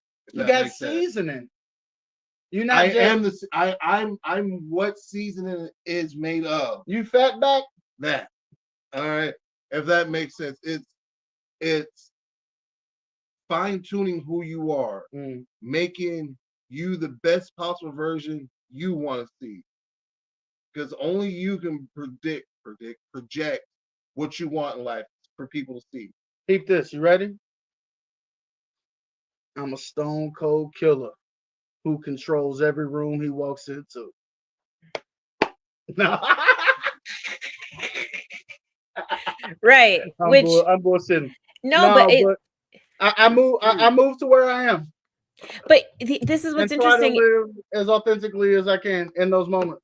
I think you guys have both found a really beautiful way of being true to yourself, but also being respectful to, the room and the space. And I think because you both do it with intent is what makes it like joke. It's very clear to me that the way that you operate it, you have to be authentic. That has to be at the very core of everything that you do. And it has really nothing to do with trying to manipulate or be accommodating to people, because at the end of the day, that's all that you have. And so if it comes off that any differently than it did yesterday, then it isn't correct, period. And right. And like Milk, I actually understand exactly what you're saying, because there are certain places where absolutely you could run all of that shit in every space and probably never ever offend anybody, because you do it in such a way that it's animated and it's flattering and it's fun and it makes sense and it has a space in all of those spaces. So you get to kind of take advantage of maybe some of those life experiences and utilize them a little bit more. I feel like, to be honest, I might be a little bit of both, because there's times where I'm like, I know exactly what needs to happen here and I know exactly how this is going to go. And then there's times where I'm like, I want to listen to Mr. Bojangles because right now I just want to feel myself in the space of where I was when I grew up during this time period to this time period. And so that's going to look a little bit different than when I'm like, oh, I'm a fully realized woman who does not take shit from nobody, which includes the comment section. And so I appreciate what you guys are saying, because I think it is actually a great example of exactly what it means to be who you truly are inside. So, thank you. In 2025, we're going to be helping the godson discover his inner child. Yeah. Yes. Yeah, absolutely. I'm going to be looking for my little chubby kid in there too. I ate him a long time ago. My bad. Go ahead. No. I also want to say that everyone that's in the comment section, you guys, that's a safe space. So, whatever is going on, I appreciate that you guys have all just maintained everything. And as much as we are true with ourselves, I know who I am, you know who you are, you know who you are. There's a lot of really cool shit that happens outside of these really intimate conversations. And so, to everybody that's been sticking with us through this chat, we hear you, we see you. Chat. So everybody out in the chat, we appreciate y'all definitely. Yo, if you are still with us on this roller coaster ride, we appreciate you so much. Your support means so much. If you take the opportunity to like and share this thing up, that just helps us even more. If you tag a friend so that all of this can be shared with somebody else, that's even more amazing. And we appreciate you even more. This is personality WWF. Yeah, right. Totally. What do you mean? That was promo. pretty. That's his promo cut. I mean, that was pretty. That was pretty docile. That was very level. I didn't raise my voice. That was like a Mean Gene giving a serious interview. That was Mean Gene on a serious interview. Back to you, Joe. Back to you, Joe. Wow, I'll tell you about the crazy talk back there in the locker room. I've been doing this all episode. What's wrong with me? Back to you, Kalisha. That's just yeah, as you were. That is your radio WWF. If anything, I would just want to see you on top of the cake before I die. How am I gonna get up there? You gonna help me? Yokozuna got up there. He didn't. He did though. He really did though. I'm pretty sure it's fat ass. We're gonna have to research this. I don't know. We are not trying to be out here like that. That's wild. It's not happening. It's not happening. Undertaker. It's not happening. There was a fat boy on top of there. We're gonna find this out. Hey, Kalisha. Yes, darling. Ask Joe a really hard question, will you? Like what? I don't know. Something that'll really stump him. What's something that you miss about? I know that your life isn't just inside, but what is something that you miss about being in there? So for About you, being yeah, sorry. And for you, those of you who are just joining, like, welcome. Yeah, we were talking about being incarcerated earlier and what that looks like over the holidays. So what's something that what is something that you miss about being in there? Ooh, oh shit. I don't think I've ever been asked that question. I'm about to say, I don't know if anybody ever affixed their lips to ask that question. Because the presumption is you would not miss a damn thing from in there. But is there something? You like putting pencil lead in the socket to make a fire. You love cooking in a hot pot. You love sharing a TV in the day room. No. You love smuggling stuff. What about? I was about to say like the thrill of like, well, I guess I do every once in a while. I miss it. So yeah, I would say like because I'm not a thief. Out here in the streets, I learned at a very young age, you don't put your hands on shit that don't belong to you. Right. Okay. You ain't got to tell me twice. I won't be back in here for stealing no more. I got you. Yeah. Right.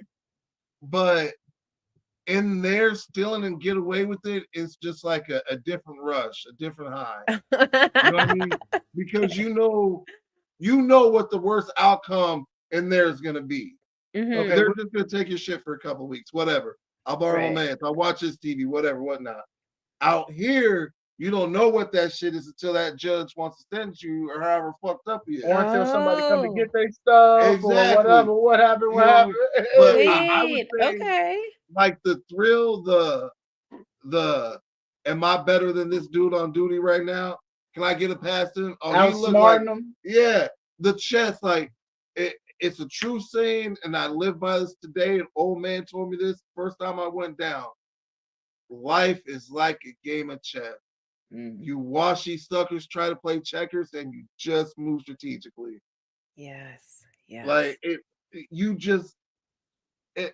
I don't know. Like if I can, back in them days, if I It was can something about playing by those rules. Yeah, that just didn't sit right. Yeah. You know what I mean? Like, let me get this. And sometimes I was moving flawlessly, and other times I got too comfortable in this. For real, like, and that happens sometimes. You do get comfortable in there. Yeah. Like if you've been in there. If I'd have been there any longer than I was starting to get to that stage where I was just being comfortable. Because I had my TV, my hot pot, my box was full. Life was good to me. Mm-hmm. If you get too comfortable, you get too used to what you're seeing around in there.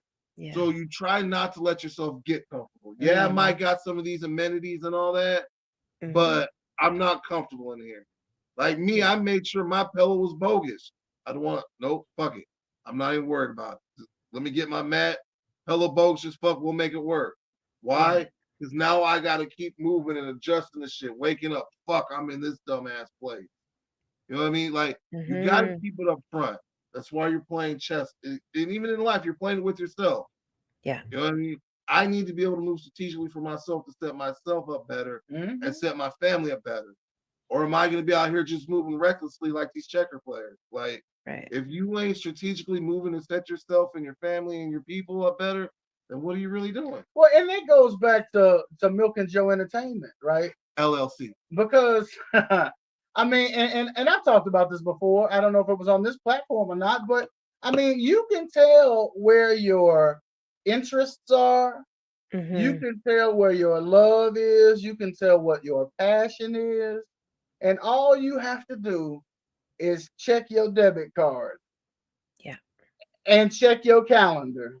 Yeah. Because where you spend your time and where you spend your money is what you love and it's what you enjoy. Yeah. And so if you are a dreamer, if you have goals that you would like to achieve, and you are not putting yourself in position to go to the next level, you are not pouring back into yourselves financially and with time. If you are evaluating and you're not seeing that your time and your energy and your resources are spent on those things, then you're not working towards achieving those dreams, and that's all they'll ever be. Yes. And it's never gonna be a right time because the bills is always gonna be due. Yes. So it requires planning, it requires sacrifice, and it requires staying the course. Yeah. Amen. I almost took this. Listen, I almost took this opportunity to plug your passion because when you're like your passion, I'm like, yes. Have you heard his new shit? Like, because that shit is fire. But yes, absolutely, absolutely. I don't mean to swear on here. Sorry, Grandma. I know she watches sometimes.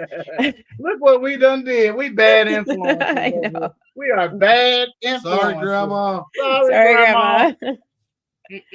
Yeah. No, for real. It's wise words, man. It's wise words. And we need to hear it. You know what? I'm always like, people, and actually speaking of your passion, because he's another one who's always like saying some real shit. Yeah, absolutely. But I'm always like, you guys come on here and it's so important that there's like, men that are doing their thing that like give advice like this because I love when like my nephews and all the young dudes come up and they're like, because they call the hotline and stuff, and I'm like, hey, you got to go watch this episode or go check out this episode or whatever. But it's also for the women, ladies, like listen to what these dudes are saying. Oh yeah, this is not exclusive to me. No, like it's gender neutral. It is gender neutral. Yes, absolutely. This cross lines. It does not matter. Yeah, and like you say, we were talking about earlier. I'm gonna go back to that about your B-roll footage. If you could get everybody saying, just don't be a piece of shit. That goes both ways. You know what I mean? Yeah. Women can be pieces of shit, but there are a lot of women out there that move just like strategic pieces, and then you have some that are out here hopping around like checkers. You know what I mean? Yeah. The thing about the dudes and the women though is men are rational and women are emotional, right? That's what we learned in school when I started going through all this. Like, and when we learned about like dealing with crisis situations, they were like, we're just going to deal with this on two different levels because men are rational and women are emotional creatures. And so there is something really attractive about a woman who acts rational. And you can see them moving in a certain way, and you're like, wait, because we don't really come by that naturally. Like we do, I guess, because we still have a little bit of testosterone and all that, and like that's a whole other podcast. But there is, and you know how we describe it where we come from. We like a go-getter. Right? Yes. We like somebody that'll hold it down. That'll keep it yes. Women that know how to move through life strategically and do what they need to do to better themselves and put themselves ahead is literally, I'm not like, y'all make this world run. Like regardless of whatever y'all, you know what I mean? Like y'all don't get enough applause. So shout out to all you female ladies out there. It's a 2-to-1 ratio. If they just got together, they could kick our ass any time of the week. Yeah. But it's you. When you said that women were more emotional, well, this is what you're taught in school. Like when you were talking about when they were taught in school, that women were more emotional and men were more rational. Yeah. I felt that back then, but now for me, how I see it, I feel men are more emotional in their decision making and women more rational in the decision making. Well, I mean, we talk about emotional intelligence now, right? And so it's important to embrace your emotions now and be able to express them. And men are emotional. Historically, we just tend to show anger, and the rest of the time it's kind of just a straight resting face. But women have been having to play both sides of the coin at the same time. All right, in different things. That's what I'm saying.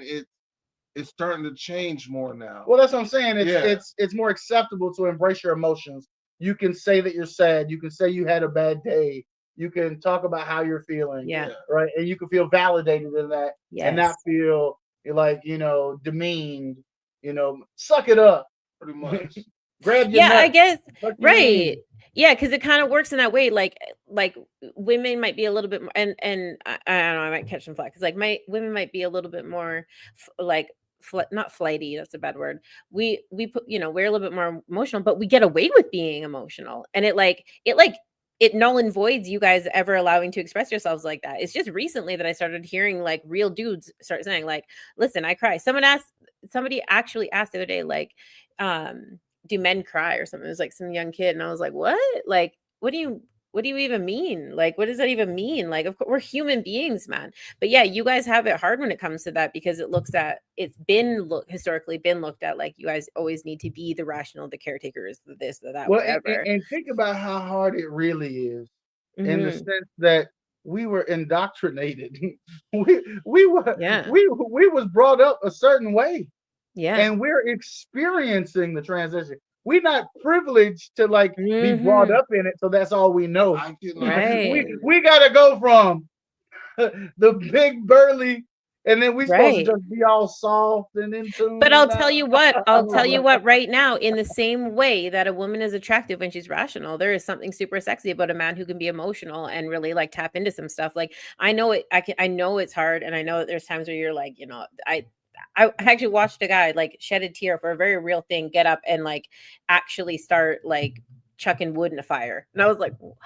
Like, this is crazy. But there is something super attractive about that because it's like all we've been waiting for, like for hundreds of years. All we've been waiting for is like a dude to like understand where we're coming from, or at least be able to say whether they like something or don't like something without feeling like there's any sort of backlash. Like the fact that you guys live with this idea, never mind the like shut up or don't cry or suck it up or whatever. It's like also expecting the reaction to always be poor. Like I can't imagine being so scared of letting my emotions show because the reaction you're going to get is not it's going to be like or fuck, like that. Right. That's wild because really women are like, man, also we just want them to talk to us.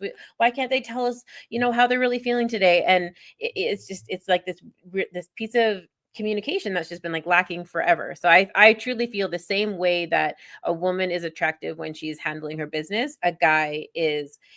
There is something really like nurture. There's a piece of it that's like, okay, I actually need that piece in my household. Like it's not just like, oh, he's hot. It's like I need that piece in my household. Like that dude is going to help me raise, healthy, stable babies. Like there's something like. Yeah. I got two follow-ups. One was an aha, and I go, do you think that we men have like held women's emotions against them because we weren't allowed to express our own? Now, Yes. that's my thinking. That's my thinking pose. I'm thinking.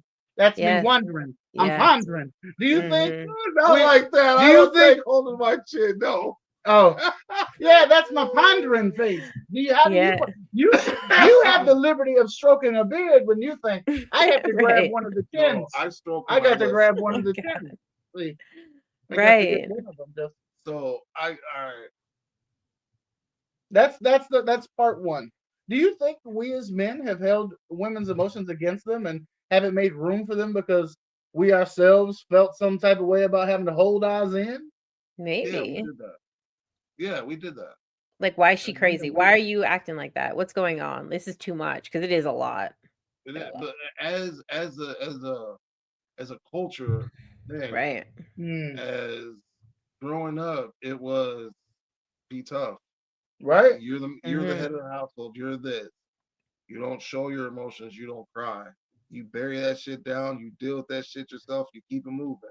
When I first learned to ride a bike, I got on it first, mind you, and this goes back to, this is a whole nother Christmas thing, but if you got your presents in a trash bag, then we can relate. But in that same instance, I got a bicycle from those folks, and it was a girl's bike. And I was shamed about it at first because I was like, it's a girl's bike. But I'm in grade school. I don't care. I'm getting on this thing. I'm learning to ride a bike now. And then the project, we had a hill that was behind the building. And I had mustered up, and I was going, and I went around the corner. I'm doing this thing. You better watch out, Jack. And I'm coming down this hill, and I'm barreling. Mind you, my little chubby ass on this little girl's twin, you know what I mean?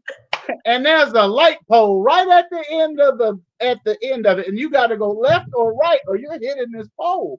And my biological mother and her play sister is sitting down there at the pole talking about turn. And I smacked straight head on into that pole. And this is the first time I remember like sucking it up. That we talk about with a man, sucking it up. Suck it up. I didn't cry. And all that shit hurt like a mother. Oh my God. Oh no.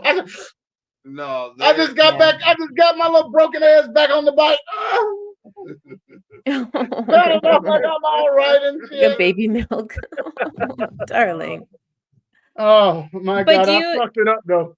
Do you think that it would, like, we would be more tolerant of women's like emotional, like, because I'm like, oh, it's a lot. It is a lot. I am a woman. I know exactly it is a lot. It's a lot for even like when we're dealing with it ourselves, like acting crazy. Like we know we're a lot, but it's like, would it save space? Like if you didn't have to suck it up on that bike, if you could sit there and cry and hold your knee and flail around and make a big scene, would that hold more space for women? To be like, it, not to say it would be more socially acceptable. We'd be all out here just dysregulated. I think it would be more of the norm. We gonna be all out here just dysregulated and shit. I don't know. I mean, I really don't even want to wail and flail, but I'd have been all right with a few tears and a hug. But I think you would have been all right. And like growing up, seeing each other cry. Yes. Like saying we fucked up and really hurt. Like we've hurt ourselves and we've hurt each other, not intentionally. You know what I mean? Like messing around, playing wrestling or basketball, playing some football. Yeah. Now we were able to break down, like, oh, you know what I mean, and get a cry or two out, and not be looked at the next day, be called a pussy or a crybaby. Sorry for using it out. Damn. No, oh, look at you. You know it's almost 2025. It's but being, you know what I mean, but using words to make you seem emasculate. And it would be more of a norm because guess what? Women cry when emotional things happen. This is an emotional situation we've been through. Like being hurt as a man and women going through emotional things, the pain is still the same. Even though what caused it might be different or the situation might be different, the pain is still the same. That's real. Now, women, as like we said, as men, we normalize that. She's hurt, she's crying, you know what I mean? She's letting her emotions out. If we were to be able to do that as men, you know what I mean, years, generations growing up like this, I think it literally would be like, it would just be a norm. It would be okay. There would be none of that pressure. Oh, women only do this and women only, you know what I mean? Well, and that's why it's so important that the conversation continue because we are seeing it. You know, we are seeing people become more comfortable about talking about it and about embracing supports that are available, being willing to go to therapy. You know what I mean? I recently, not recently, but for probably a couple years, I've talked to an old lady about it. Like, I've thought about it, but I can't cross that barrier of talking to like a stranger. Of just, I don't want to be that guy on the couch you see in the movie, just sitting there unloading type shit. Like they might not even have a couch. You got to go see first. But for me, if I feel like there was a therapist that a common bond, something like a therapist that you smoke weed with or something. Don't be giving away my idea. Something. Don't be giving away my idea. Or a therapist that y'all sit there and talk shit. Oh, you play 2K? Yeah, all right, come on. You know what I mean? A common bond instead of just that him sitting there taking down notes, writing shit down. Like I don't need that. I want to talk with someone who's not going to judge or look at people in my life and judge. You know what I mean? Hey, that makes sense. Can I just give you a little bit of something of how I just pictured that playing out for him? And I don't have a controller near me, so I just got to do my hands. Oh yeah, man, you don't even know. It was a stressful week at work. Blase, blase, blase. Get deeper, get deeper, get deeper. Pause. It's gonna be a lot of sitting the damn controller down. That's all I know. It's gonna be a lot of pause. No, but it's the things like that. It's like I commend people that go to therapy that find the courage, because that's some brave courage that shit to get to be able to tell people your deepest, darkest secrets and fears. I talk, if something's bothering me, I talk to my old lady. Like, hey, woo, if I'm down, Dougie, shit's in my mind, I need to get out. Come on, let's go. Like, I can do that with family and my loved one. But going out to do that to a complete stranger, that's got to be some of the most bravest shit ever. The only difference between talking to your family and talking to a professional about it is the advice or response that you get back. A professional usually don't really say nothing. Like that's really it. Like if you could just get like if you could say like I just want to say something and I just need you to like not respond. Listen and don't judge. Honestly. You would save yourself thousands of dollars because that's really all that's happening. They're not really allowed to give you advice. They're allowed to ask like semi-invasive questions and then which allows you to then problem solve for yourself. To your aha, but you have to discover it on your own. Exactly. And so the only difference is, and you'll find me doing it a lot on this show, it's what the difference is between my show and other podcasts is that I'll just stop talking. And it can be stressful for half a second for the guest, but that's the same tactic that they're using. They're just giving you the space to then kind of get there and then work through it. And like, and so I think that if you have something like that with a friend or family member, then I don't know if we really need to be out here, like, spending, not to say that there is, we need to alleviate professionals. That's not what I'm saying. Just exactly. Like if this is what's going to prevent you from like, taking yourself out in the end or drinking yourself into a grave or, starting a West Coaster every time you like need to have a shower or whatever. Like if you, it doesn't have to look the same because I've taken the classes. I'm not a clinical psychologist or psychiatrist. I fully admit that. I do have friends in the comment sections that are, and I rely on them all the time. The courses that I took were more geared towards like being, I am like an outreach worker and a community support worker. And a community helper and whatever. I mean, you can look all those up. They all just kind of mean something a little bit different, but basically the long and short of it is just giving yourself the space to come to the things yourself. Right. So, I mean, I don't know, man. Like if you want, we can do this. Right. Yeah. Oh, I find myself in it all the time. I go, oh, this is a therapy session. Right. Because now you got me thinking, like, literally when I'm on here, when we're doing our show, like a lot of it's me just venting. Like, I read the chat to respond back to the people, but a lot of the time it's just when we're talking, we get deep or whatever. That's just me venting, and like they seem to put it whatever, but most of the time they're just sitting there listening. So I guess it works. It's therapeutic. Yeah, therapeutic. Right. It might not be therapy, but it's therapeutic. Yeah, there we go. It can have some therapeutic properties. Absolutely. Principles and principalities in this. As long as I'm in the same ballpark. Put that on the bingo card. And I said bingo. You guys have been absolutely amazing. We have somehow been able to rattle off 2 hours. I'm not even sure how we got that. It was a double my. Christmas special episode. We can talk all night. It's like family when we talk. I know. I love being here. 2 hours. I'll starve it. Oh, man. You guys. But I definitely had an awesome time once again. Love being on here. Thank you for bringing us. It is always a blast, and I know that we do not fit the mold necessarily of who you have on a regular, but I appreciate you making space for us. I appreciate you allowing us to converse with the world and connect with your audience. And we love to talk about our experiences. And sometimes we get a little deep and feel some mental health in there too.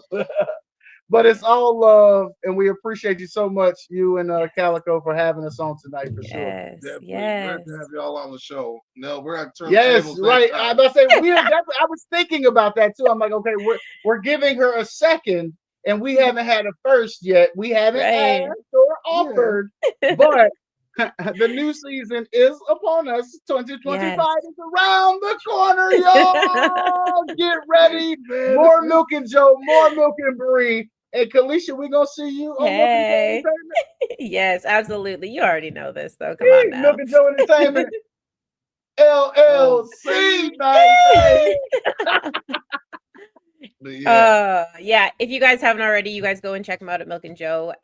Go check out Milk and Joe at Milk and Joe Entertainment. You guys actually halfway through while you guys were talking, I already tagged it in the comments, so you don't have to look very far. Calico just threw it back up there again.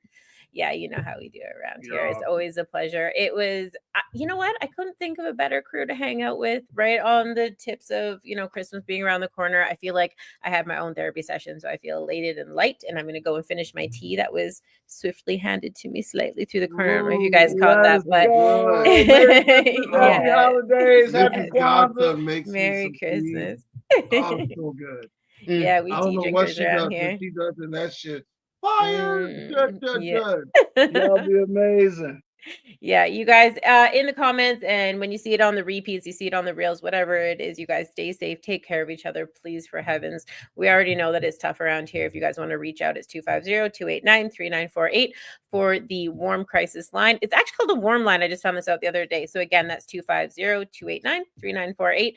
And always and forever, #988 will get you to the National Suicide Hotline. That is both the US and Canada. We did some research, and it is exactly the same number. So it'll take you guys to where you need to go. Yeah, I guess we'll see you next Tuesday. Bye. Blood, my pride washed down with some saliva. Reinvented my whole life, mental MacGyver. One door shut, another open up. Rider, listen. Battle drums in the distance, moving with enough force like army tank pistons. Pray for the strength of Jah to fight resistance. Fight mode, shields up, moving with resilience. The strength of 1,000 lion and the strength of 1,000 giant. Please stay strong. Please stay strong. With the strength of 1,000 elephant and the strength of 1,000 tiger, we stay strong. We stay strong. We stay If a strong. further you take my rights away, I'ma run to it, refuse to hear my voice. Speak loud when I spit it, but you don't get it. You just wanna be a side critic. See somebody else showing hate in the side of the road with it. Now how would you feel standing on the sideline and watch the color of a nation deteriorate over time? The flag real high, but compassion 6 feet below. Now you're searching for that justice that decided to never show. Deny my place and back with a trace. Keep up the pace, tight lace, game face, get back in the race. Whatever they did could never be undone. Every dark night ends with the rising of the sun. Squandered every wealth that's built from the mud. Squandered every wealth that's built from the blood. Squandered every wealth that's built in chains. Stolen from the ancestors, running through my veins. With the strength of 1,000 lion and the strength of 1,000 giant. Please stay strong. Please stay strong. With the strength of 1,000 elephant and the strength of 1,000 tiger, we stay strong. We stay strong. We stay strong. I can see, run to the light at the end of the tunnel winner. We stay strong. I can't breathe, we're gonna get oxygen without the justice system. We stay strong. And I know, gotta keep my head together. We stay strong. Don't doubt me, please don't doubt me. We stay strong. Tell me how can we be strong if we still shooting? Tell me how can we be strong if we still looting? Tell me how can we be strong if we still hating? Please tell me now, please tell me now. Tell me how can we be strong if we're still divided? Tell me how can we be strong with egos inflated? Tell me how can we be strong with so much hunger? Please tell me now, please tell me now. The strength of 1,000 lion and the strength of 1,000 giant. Please stay strong. Please stay strong. With the strength of 1,000 elephant and the strength of 1,000 tiger, we stay strong. We stay strong. We stay strong.